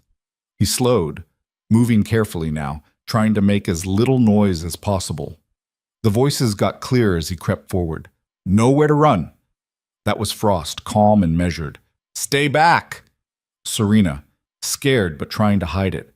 Mason reached the edge of a small clearing and saw them. Serena stood with her back against a massive pine tree, her laptop bag clutched to her chest. Her face was pale, her breath coming in white clouds. Frost stood about 10 feet away, his hand inside his coat, clearly holding something. "This doesn't have to be difficult," Frost said. "Just give me the laptop and walk away. I'll tell my people you died in the woods. Exposure, tragic accident, they'll stop looking. You get to disappear." "You're lying." "Maybe. But it's a better offer than what happens if you make me chase you further. I sent the evidence already. Killing me doesn't change that." "No. But it sends a message to anyone else who thinks about doing what you did." Serena's hands trembled, but she didn't move. "I'm not giving you anything." Frost sighed and pulled out a gun. Small, black, efficient. He didn't point it at her yet, just held it casually, like it was an extension of his hand. "Last chance," he said. Mason stepped into the clearing. "Put it down." Frost spun, the gun coming up fast. But Mason was already moving, closing the distance, the hunting knife in his hand. He wasn't thinking anymore. Wasn't calculating. Just acting on pure instinct and 3 years of rage that had finally found a target. Frost fired. The sound was deafening in the quiet woods. The bullet went wide, snapping through branches somewhere to Mason's left. Then Mason was on him, knocking the gun away, driving them both into the snow. They hit hard. Frost was trained. Mason could feel it in the way the man moved, twisting, trying to get leverage. But Mason was bigger and angrier and fighting for something Frost couldn't understand. He drove the knife toward Frost's chest. Frost caught his wrist, barely. They struggled, faces inches apart, both breathing hard. "You're going to die for her," Frost hissed. "Maybe, but you first." Mason used his weight, pressing down, watching Frost's arm shake with the effort of holding him back. The knife got closer. Closer. Then Frost's knee came up, hard and vicious, catching Mason in the ribs. Pain exploded through his side. His grip loosened. Frost twisted, throwing him off, scrambling for the gun. Mason lunged, tackling him again before he could reach it. They rolled through the snow, trading blows, neither one gaining the upper hand. Mason felt something crack. Maybe his rib, maybe Frost's, but the pain was distant, buried under adrenaline and desperation. "Mason, move!" Serena's voice. Mason looked up just in time to see her swing a heavy branch at Frost's head. It connected with a sickening crack. Frost went limp. Mason rolled away, gasping, pain finally catching up to him. His ribs screamed. His face throbbed where Frost had landed a punch. Blood ran from somewhere, his nose maybe, or a cut above his eye. Serena dropped the branch and knelt beside him. "Are you okay?" "I've been better." Mason struggled to sit up. "You?" "I'm fine. You shouldn't have come. You should have stayed with Noah." "Yeah, well, I'm stupid like that." Frost groaned. He was alive but unconscious, blood running from a gash on his temple. Mason grabbed the gun and stood slowly, every movement agony. "We need to go before he wakes up or more people show up." "What about him?" "Leave him. The cold will wake him up eventually. Or it won't. Either way, not our problem." Serena grabbed her laptop bag and they started back through the woods. Mason leaned on her more than he wanted to admit, his ribs making it hard to breathe. The walk back to the cabin felt like it took hours. When they finally stumbled out of the trees, Mason's truck was right where he'd left it. Noah's face appeared in the window, pale and terrified. Mason opened the door and his son launched himself at him, wrapping his arms around Mason's waist. "You came back. I promised, didn't I?" Noah pulled back and looked at Serena. "You're okay. Thanks to your dad. He's good at saving people." "Yeah, he is." Mason helped Serena into the truck, then climbed into the driver's seat. His ribs protested every movement. His hand shook on the steering wheel. "Where are we going?" Serena asked. "Somewhere safe." "Where's that?" "I don't know yet, but we'll figure it out." They drove south, away from the cabin, away from Frost, away from the mountains that had stopped feeling like home. Noah fell asleep in the back seat. Serena stared out the window, silent and hollow-eyed. Around sunset, Mason pulled into a gas station and called the one person he could think of who might help. His friend from the National Guard. The one who owned the cabin. "Tommy, it's Mason. I need a favor." "Jesus, Reed, it's been, 2 years? You only call when you need something." "I know. I'm sorry. But this is important." "How important?" "Life or death, important." Tommy was quiet for a moment. Then he said, "Where are you?" Mason told him. "All right, there's a motel about 30 miles west of you. Red Rock Inn. Tell them you're a friend of mine. They'll put you up, no questions. Stay there tonight. I'll come to you tomorrow, and we'll figure out what's next." "Tommy, don't thank me yet. You sound like hell, which means whatever you're into is probably going to make my life complicated. But you helped me when I needed it, so I'll return the favor. Just don't make me regret it." "I'll try not to." Mason hung up and got back in the truck. Serena looked at him. "We have a place to stay tonight?" "Yeah, a friend's helping." "You sure you can trust him?" "With my life. And yours." They drove to the Red Rock Inn, a low-slung building that looked like it had been there since the 70s and hadn't been updated since. The clerk at the desk took one look at Mason, bruised, bloody, exhausted, and didn't ask a single question. Just handed over a key to room 8 and told him checkout was at 11. The room was small and smelled like cigarettes and old carpet, but it had 2 beds and a lock on the door and hot water in the shower. That was enough. Mason got Noah settled in one bed, the kid already half asleep. Then he sat on the edge of the other bed and finally let himself feel everything, the pain in his ribs, the fear that had been clawing at him since Frost's call, the exhaustion that went bone deep. Serena sat beside him. "You're hurt," she said quietly. "I'll live." "Let me see." She pulled up his shirt before he could argue. The bruise along his ribs was already turning purple and black. She touched it gently, and Mason hissed in pain. "You might have cracked something. Wouldn't be the first time." "You should see a doctor." "Can't, not without explaining how it happened." Serena's hand stilled. "I'm sorry." "For what?" "For all of this. For putting you and Noah in danger, for turning your life upside down." Her voice cracked. "You didn't ask for any of this." "No, but I chose it anyway." "Why?" Mason looked at her, really looked at her, at the woman who'd crashed into his life during the worst storm in 10 years and somehow made him feel alive again for the first time since Claire died. "Because I was drowning," he said quietly, "and so were you. And I figured maybe if we held on to each other, we'd both make it to shore." Serena's eyes filled with tears. "What if we don't?" "Then at least we tried."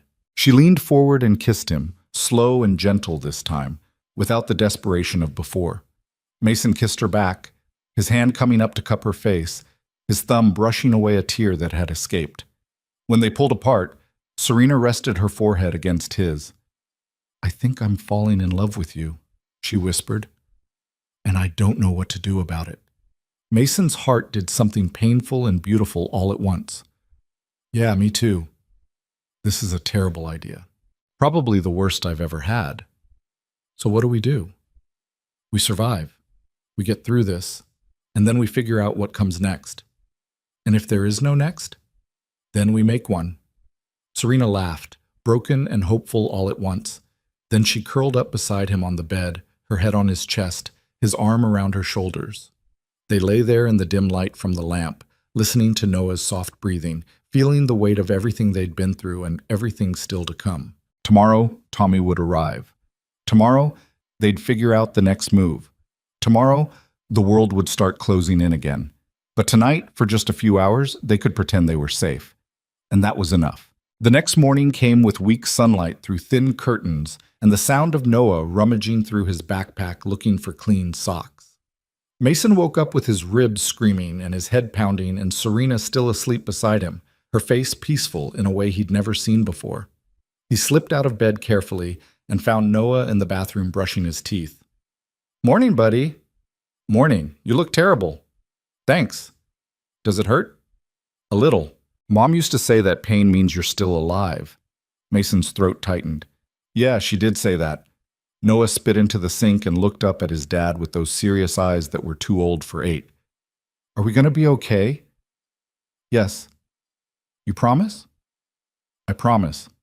It was a promise Mason didn't know if he could keep, but he said it anyway, because that's what parents did. They made promises and then fought like hell to make them true. Tommy showed up around 10, driving a beat-up pickup that looked even older than Mason's. He was built like a brick wall with a shaved head and tattoos running down both arms. He took one look at Mason and whistled low. "Man, you look like you got hit by a truck." "Feels like it too." Tommy glanced at Serena, then at Noah, then back at Mason. "So, you going to tell me what kind of trouble you're in, or do I have to guess?" "It's complicated. It always is with you." They sat in the motel room and Mason told him everything. The crash, Serena's identity, the evidence, Frost, the fight in the woods, all of it. Tommy listened without interrupting, his face getting harder with every sentence. When Mason finished, Tommy said, "You're out of your mind." "I know. You've got a billionaire fugitive, a professional killer on your tail, and a kid who's going to need therapy for the rest of his life." "I know. And you still think you can fix this?" "I have to try." Tommy looked at Serena. "You really sent that evidence to the feds?" "Yes." "And they're actually going to do something with it?" "I hope so. Hope's not a plan. It's all I've got." Tommy shook his head, but Mason could see the gears turning behind his eyes. The man had always been a problem solver. It's what made him good in the Guard, and even better afterward. "All right," Tommy said finally. "Here's what we're going to do. I've got a place, a real safe house, not some cabin in the woods. It's about 6 hours from here, middle of nowhere, owned by a guy who doesn't ask questions. You take Serena there, you lay low, and you let the legal system do its thing." "And what about Frost?" "Frost is a problem, but he's not your problem anymore. You give me his description, everything you know about him, and I'll make some calls. I've got friends who can make life very difficult for people like him." "I can't ask you to do that." "You're not asking. I'm offering. You saved my life in Kandahar, Reed. I owe you. Now I'm paying it back." Mason felt something loosen in his chest. "Thank you." "Don't thank me yet. We've still got to get you there alive." They loaded into Tommy's truck.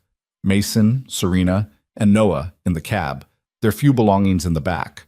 Mason left his truck at the motel with the keys on the tire. It was registered to him, which meant it was a liability now.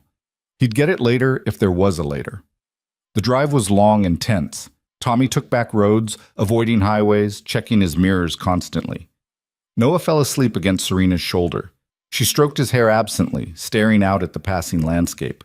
"You okay?" Mason asked her quietly. "I don't know. Ask me when this is over." "When will it be over?" "When I testify. When the people who killed those workers are in prison. when I can look at myself in the mirror without hating what I see. You're doing the right thing now. That has to count for something. Does it? Or am I just trying to ease my guilt by dragging good people into my mess? You didn't drag me. I jumped. Serena looked at him, and her smile was sad and grateful all at once. Why do you do that? Do what? Make everything sound simpler than it is. Because complicated doesn't help anyone. Simple is all we've got. They reached the safe house just after dark. It was exactly like Tommy had described. Isolated, anonymous, forgettable. A small ranch house at the end of a dirt road, surrounded by fields that stretched to the horizon. Tommy introduced them to the owner, a weathered man in his 60s who called himself Dutch, and didn't ask a single question about why they needed to disappear. He showed them to a room, pointed out where the food was, and told them to make themselves at home. Stay as long as you need, Dutch said. Just don't bring trouble to my door. We'll do our best, Mason said. That night they ate dinner together, canned soup and stale crackers, the best meal Mason had tasted in days. Noah talked about school and dinosaurs and everything except the fear that had been following them for weeks. Serena listened like every word mattered. After Noah went to bed, Mason and Serena sat on the porch watching the stars come out. What happens now? She asked. We wait. You hear from your contact, the investigation moves forward, and eventually you testify. And then? Then you're free. Am I? Or do I just trade one prison for another? Mason took her hand. That's up to you. What if I want to stay? Here with you and Noah. What if I want to build something real instead of running back to the life I had? Then you stay. It's not that simple. Why not? Because I'm broken, Mason. I've spent my whole life hurting people and chasing power and convincing myself that was enough. I don't know how to be anything else. Then learn. Serena laughed, but it was full of pain. You make it sound easy. It's not, but nothing worth doing ever is. She looked at him, and in the starlight her face was open and vulnerable in a way that took his breath away. If I stay, she said quietly, I'm going to hurt you, not on purpose. But I will, because I don't know how to let people love me without pushing them away. Then I'll be there when you push, and I'll stay anyway. Why? Because that's what love is. Showing up even when it's hard, especially when it's hard. Serena's eyes filled with tears. I don't deserve you. Yeah, well, I don't deserve you either, so I guess we're even. She kissed him then, fierce and desperate and full of all the things neither of them knew how to say. Mason kissed her back, his hands in her hair, his heart breaking and healing all at once. When they finally pulled apart, they sat there holding each other under the vast sky. Two broken people who'd found each other in the storm and decided to hold on. Tomorrow would bring new problems, new fears, new battles, but tonight they had this. And for now, that was enough. The waiting was harder than the running. Days stretched into weeks at Dutch's safe house, each one bleeding into the next with nothing to mark them except the slow healing of Mason's ribs and the gradual softening of the fear in Serena's eyes. Noah adapted the way kids always did, turning the strange house into an adventure, exploring the fields, asking Dutch 1,000 questions about farming and tractors and whether cows could really sleep standing up. Mason watched his son laugh and play and slowly forget to be scared, and he felt something shift inside him. For 3 years, he'd measured success by survival, getting through another day, paying another bill, keeping the motel standing for one more month. But here, watching Noah chase grasshoppers through tall grass while Serena sat on the porch sketching in a notebook Dutch had given her, Mason realized survival wasn't the same as living. He'd forgotten what living felt like. 2 weeks after they arrived, Serena's phone rang. She'd been using a burner Tommy had provided, one number known to exactly one person, her contact at the federal prosecutor's office. Mason watched her face go pale as she answered. Yes, I understand. When? A pause. 3 days, all right. I'll be there. She hung up and looked at Mason, her hand trembling. They're ready. The grand jury indicted 12 people, including the CEO and the entire executive board. Trial starts in 3 weeks. They want me to come in for prep and protective custody. That's good news, Mason said, but his stomach was already twisting. Yeah, it is. Serena set down the phone. They're sending marshals to pick me up, day after tomorrow. And then? Then I testify. Then I go into witness protection until the trial ends. Then she stopped, her voice breaking. Then I don't know. Noah looked up from where he was playing with toy cars on the floor. You're leaving? Serena's face crumpled. Yeah, sweetheart, I have to. For how long? I don't know. Are you coming back? Serena looked at Mason, desperate for an answer he couldn't give. I hope so. Noah's lower lip trembled. That's what people say when they're not coming back. He stood up and ran to his room, slamming the door behind him. The sound echoed through the house like a gunshot. Mason started to go after him, but Serena caught his arm. Let me, she said quietly. She knocked on Noah's door and waited. After a moment, a small voice said, Come in. Mason stood in the hallway listening. I'm sorry, Serena said. I know you're mad at me. I'm not mad. I'm sad. Yeah, me too. Why do you have to go? Because I did some bad things, and now I need to help make them right. And that means telling people the truth about what happened, even though it's scary. Can't you do that from here? No, sweetie. I have to do it in a courtroom with lawyers and judges and all these other people. And then you'll come back? Serena was quiet for a long time. I don't know if I can. The people I'm telling the truth about, they're very powerful. And even after I testify, they might still be dangerous, which means I might have to go somewhere far away where they can't find me. That's not fair. No, it's not. I don't want you to go. I don't want to go either. But Noah, listen to me. Serena's voice was thick with tears. You and your dad, you saved my life. Not just from the crash or from the bad people chasing me. You saved the part of me that I thought was dead. You showed me what it feels like to be part of a family again, to care about people without it being a transaction, to be loved without having to earn it. We do love you. I know. And I love you too. More than I thought I could love anyone. She paused. That's why I have to do this. Because if I don't, I'll spend the rest of my life running, and I can't ask you and your dad to run with me. You deserve better than that. I don't want better. I want you. Mason heard Serena's breath hitch, and then the sound of her crying. Really crying, the way people cried when they'd been holding it in for too long and couldn't anymore. I want you too, she whispered. Both of you. So much it hurts. Then stay. I can't. You could if you wanted to. No, baby, I really can't. But I promise you, if there's any way for me to come back, I will, okay? Okay. Mason heard movement, and then Serena emerged from the room with her eyes red and her face blotchy. She looked at him and shook her head. I can't do this, she said. Yes, you can. Mason, I can't walk away from him. From you, I can't. He pulled her into his arms and held her while she fell apart. Over her shoulder, he could see Noah in his room, sitting on the bed with tears streaming down his face, trying so hard to be brave. This was what breaking felt like. Not the sudden violence of a car crash or a fight in the snow, just the slow, inevitable fracture of something that couldn't hold the weight anymore. The next 2 days passed in a strange haze of forced normalcy. They made meals together, played cards, took walks through the fields, all of them pretending this wasn't ending even though they all knew it was. On the last night, after Noah had finally cried himself to sleep, Mason and Serena sat on the porch watching the stars. I keep trying to figure out how to make this different, Serena said quietly.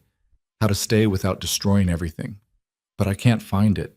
Because there isn't one. Sometimes there's no good choice, just the least bad one. And this is the least bad? Yeah, I think it is. Serena leaned her head on his shoulder. I hate it. Me too. They sat in silence for a while, listening to the night sounds, crickets and distant cows and the wind moving through the grass. When Claire died, Mason said finally, I thought that was it. I thought I'd used up my one chance at loving someone and I'd never get another one. And for 3 years, I was okay with that. Or I told myself I was. But then you crashed into my life, literally, and you reminded me that the heart doesn't stop working just because it's been broken. It finds new ways to beat. Serena turned to look at him, tears streaming down her face. What are you saying? I'm saying I love you. And I know the timing's terrible, and the circumstances are worse, and we barely know each other. But I love you anyway. And if you want to come back after this is over, if there's any possible way, I'll be here. We'll be here. Mason, I'm not asking for promises. I'm not asking you to choose between your safety and us. I'm just telling you that the door's open, always. Serena kissed him then, desperate and hungry and heartbroken all at once. They made love that night in the small room Dutch had given them, trying to memorize each other with their hands and mouths, and the whispered words they'd never said before, and might never say again. Afterward, they lay tangled together in the dark, and Serena said, "What if I can't come back? What if witness protection means I disappear forever? Then I'll remember you anyway, and so will Noah. And maybe that has to be enough." "It's not enough. I know, but it's what we have." The marshals arrived at dawn. Two of them, professional and efficient, with a black SUV and instructions to move fast. They gave Serena 10 minutes to say goodbye. Noah clung to her, his small body shaking with sobs. "I don't want you to go." "I know, baby, I know." Serena knelt down so she was eye level with him. "But I need you to be strong, okay? I need you to take care of your dad for me. Can you do that?" "He takes care of me." "I know, but he needs someone to take care of him too, and you're the best person for the job." Noah nodded through his tears. Serena pulled something out of her pocket, a small bracelet made of woven grass that Noah had made her 2 days ago. "I'm going to keep this with me," she said, "and whenever I look at it, I'm going to remember the little boy who taught me that family isn't just the people you're born with. It's the people who choose to love you even when you give them every reason not to." She hugged him one more time, then stood and turned to Mason. They didn't say anything. There was nothing left to say that hadn't been said in the dark hours of the previous night. Mason just pulled her close and held her, feeling her heartbeat against his chest, memorizing the way she fit in his arms. "I love you," she whispered. "I love you too. If I can come back, I'll be here." One of the marshals cleared his throat. "Ma'am, we need to go." Serena pulled away, wiping her eyes. She picked up the small bag she'd packed and walked to the SUV without looking back. Mason knew if she looked back, she'd lose her courage. The SUV pulled away, kicking up dust on the dirt road. Mason and Noah stood on the porch, watching until it disappeared over the horizon. "Is she really gone?" Noah asked quietly. "Yeah, buddy, she's really gone." "Forever?" "I don't know." Noah buried his face in Mason's shirt and cried, and Mason held him and cried too, and neither of them tried to hide it. The next 3 weeks were the longest of Mason's life. Tommy helped them get back to the motel, which was exactly as Mason had left it, falling apart, drowning in debt, one strong wind away from collapse. But it was home. Mason threw himself into repairs with a vengeance, fixing everything he could reach. Broken pipes, cracked windows, the heating system that had finally given up completely. He worked until his hands bled and his body ached, and he was too exhausted to think about Serena or where she was or whether she was safe. Noah went back to school, started talking to a counselor about everything that had happened. Slowly, day by day, began to smile again. And Mason watched the news obsessively, waiting for any mention of the Vail Industries trial. Came on a Tuesday afternoon. The headlines were everywhere. Vail Industries CEO arrested. Massive corporate fraud case goes to trial. Whistleblower testimony rocks boardroom. Mason read every article he could find. Serena's name was mentioned only once, in passing, as a former executive who provided crucial evidence. The journalist didn't know she was the heart of the whole thing, the person who'd risked everything to make it right. The trial lasted 2 weeks. Mason followed every update, reading transcripts when he could find them, watching news coverage when he couldn't. And then on a Friday morning, the verdict came down. Guilty. All 12 defendants. Multiple counts of fraud, manslaughter, obstruction of justice. The CEO got 20 years. The rest got sentences ranging from 5 to 15. The company was ordered to pay over $1 billion in damages to the families of the workers who died. It was over. Mason stood in the motel office, staring at his laptop screen, feeling something loosen in his chest that had been tight for months. She'd done it. Serena had actually done it, but there was no word about what happened to her next. No mention of where she'd gone or what witness protection meant for her future. Just silence. Days passed, then weeks, then months. Life continued. Mason kept the motel running, barely. The bank finally foreclosed, but instead of kicking him out, they offered him a deal. buy the place at a reduced price, or lose it entirely. Mason didn't have the money, but Tommy knew people who knew people, and somehow a loan appeared with terms Mason could actually manage.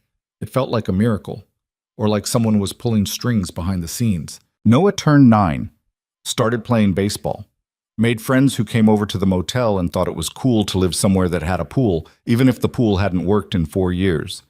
And Mason learned to live with the ache of Serena's absence.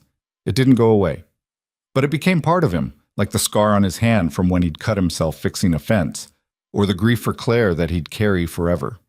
Some losses you didn't get over. You just learned to carry them differently. 8 months after Serena left, on a cold November morning, Mason was replacing the sign outside the motel when a car pulled into the parking lot. He didn't recognize it at first. A sensible sedan, nothing flashy, the kind of car that blended into traffic. But then the driver's door opened and Serena stepped out. She looked different. Her hair was shorter, lighter. She wore jeans and a sweater instead of the expensive clothes she'd shown up in. But her eyes were the same. Those pale gray eyes that had haunted Mason's dreams for months. Mason dropped the screwdriver he was holding. It clattered on the pavement. "Hi," Serena said. "Hi." They stared at each other across the parking lot, neither one moving, both afraid this was a dream that would shatter if they got too close.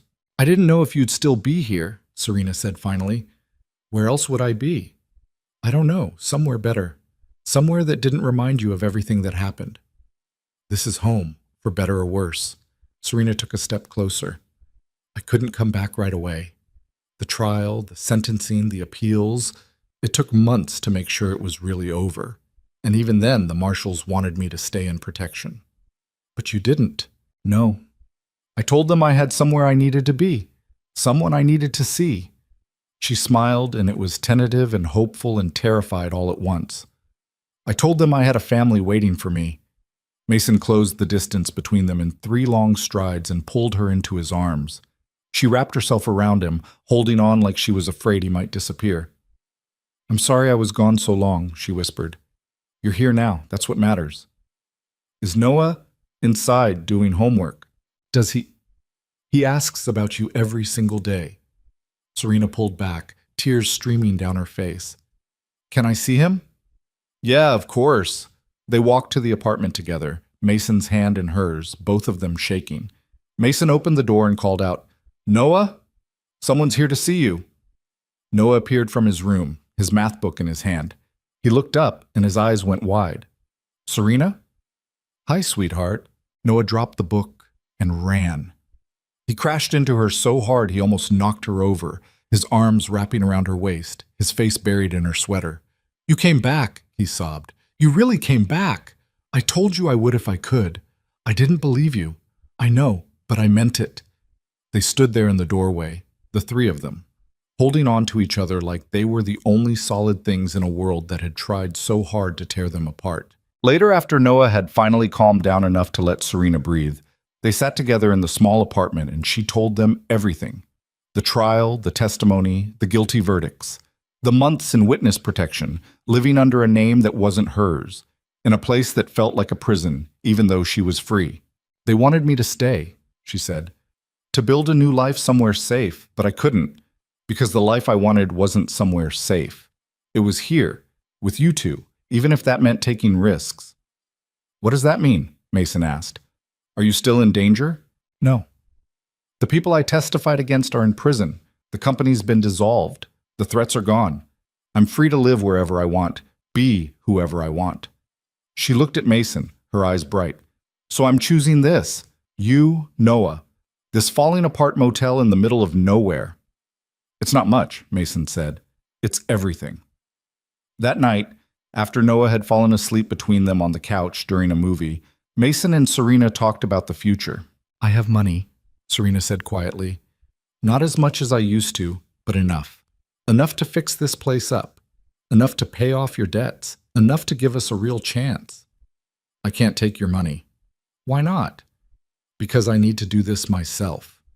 That's pride talking, and pride doesn't keep the roof from leaking. Mason laughed despite himself. "Fair point. Let me help, Mason. Not because you need saving, but because I want to build something with you. Something that's ours." She took his hand. I spent my whole life chasing power and money and success, and it made me hollow. But these last 8 months, even when I was scared and alone, I kept thinking about this place, about you and Noah, about how you made me feel human again. And I want more of that. I want to wake up next to you. I want to help Noah with his homework. I want to argue with you about paint colors and whether we should finally fix that pool, Schwassen. The pool's unfixable. Then we'll build a new one. Mason looked at her, really looked at her. At the woman who'd crashed into his life during the worst storm he'd ever seen and somehow became the reason the sun came out again. Okay, he said. Let's do it. Let's fix this place up. Let's build something together. Yeah? Yeah. Serena kissed him, and it felt like coming home. Over the next year, they rebuilt the Mountain Ridge Motel from the ground up. Serena hired contractors to fix the structural damage Mason had been patching with duct tape and prayers for years. They replaced the roof, the heating system, the plumbing. They repainted every room, replaced the furniture, landscaped the grounds. The pool turned out to be fixable after all, and by summer it was full of clear blue water and Noah's friends splashing around like they'd never had so much fun. The motel transformed from a place people ended up into a place people chose. Reviews started appearing online. Hidden gem in the mountains, best family-owned motel we've ever stayed at. The owners actually care. Mason and Serena worked side by side, arguing about details and laughing at disasters and slowly learning how to be partners in every sense of the word. It wasn't always easy. Serena still had moments where the ice came back, where she pulled away and tried to handle everything alone. And Mason still had moments where the fear crept in, where he waited for the other shoe to drop, for this happiness to be ripped away like everything else he'd loved. But they worked through it. They talked, they fought, they forgave, they learned, and Noah thrived. He had a mother figure who showed up to his baseball games and helped with his science projects and never missed a parent-teacher conference. He had a father who was learning to smile again, to hope again, to believe that tomorrow might actually be better than today. One evening, almost exactly 2 years after Serena had first crashed near the motel, Mason and Serena stood outside watching the sunset paint the mountains gold and purple. You ever think about what would have happened if I'd driven past that night? Mason asked. If I just stayed inside and let someone else find you? Every day, Serena said. And it terrifies me. Why? Because I would have died, either in that car or later when Frost caught up with me. But more than that, I would have died still being the person I was, cold, empty, convinced that caring about people was weakness. She turned to look at him. You saved my life, Mason. Not just physically. You saved the part of me that still believed people could be good. You did the same for me. I was drowning before you showed up. I didn't even realize it, but I was. And you reminded me what it felt like to fight for something instead of just surviving it. Serena smiled. So we saved each other. Yeah, I guess we did. That's pretty rare, you know, finding someone who sees you at your worst and decides you're worth saving anyway. Yeah, well, I'm stubborn like that. I've noticed. Mason pulled her close, and they stood there watching the light fade from the sky while the motel hummed with life behind them, guests checking in, Noah's laughter echoing from somewhere inside, the sound of water running through pipes that actually worked. You know what the funny thing is? Mason said. 3 years ago, I thought my life was over. I thought I'd lost everything that mattered, and all I could do was hold on and hope I didn't lose any more. But I was wrong. About what? About endings. Because what felt like the end was actually just the middle, the worst part of the story before everything changed. He looked at Serena. Claire used to say that storms don't last forever, and she was right. But what she didn't tell me is that sometimes the best things in life show up in the middle of the storm. And if you're brave enough to hold on, you make it through to something better on the other side. Serena's eyes were bright with tears. You think we made it through? Yeah, I think we did. So what now? Now we keep building, keep fighting, keep showing up for each other. Mason smiled. And maybe we fix that busted sign out front, the one that still says vacancy even when we're full. Serena laughed. Always the practical one. Someone has to be. They went inside together, where Noah was setting the table for dinner and arguing with himself about whether dinosaurs could have survived if they'd just moved to the mountains when the meteor hit. Where the apartment smelled like the pasta sauce Serena had been making all afternoon. Where home wasn't a place anymore but a feeling, built from second chances and hard-won hope and the stubborn belief that broken things could be made whole again. Because that's what they'd learned, the three of them, through all the fear and danger and heartbreak, that people weren't defined by their worst moments. They were defined by what they did after, by whether they gave up or kept fighting, by whether they let their scars turn them cold or used them as proof that they'd survived something hard and come out stronger. Serena had spent years chasing power and money and success, only to find that none of it mattered when she was alone. Mason had spent years just trying to survive, only to discover that survival without hope was just another kind of dying. And Noah, young as he was, had learned that family wasn't about blood or perfect people or happily ever afters that came easy. Family was about showing up, about staying when things got hard, about choosing to love people even when, especially when, they were messy and broken and struggling to figure out how to be better. The motel they'd rebuilt together stood as proof of that. It wasn't perfect. There were still rooms that needed work, still repairs waiting to be made, still challenges ahead. But it was theirs, built with their own hands, their own money, their own sweat and tears and stubborn refusal to give up. And every person who stayed there, every traveler who found refuge in those walls, carried a piece of that story with them when they left. The story of a broke single father who chose kindness when he had nothing else to give. The story of a ruthless CEO who learned that redemption was possible if you were brave enough to face what you'd done. The story of a little boy who taught two broken adults that love wasn't complicated. It was the simplest thing in the world if you just let yourself feel it. Outside, the mountains stood eternal and indifferent, just like they always had.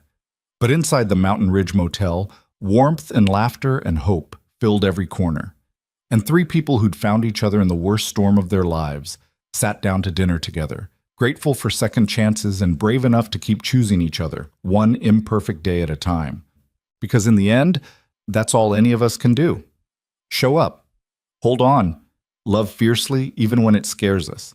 And trust that sometimes the best things in life aren't the ones we plan for. They're the ones that crash into us when we least expect it and remind us that we're stronger than we think, braver than we believe, and more worthy of love than we ever dared to hope.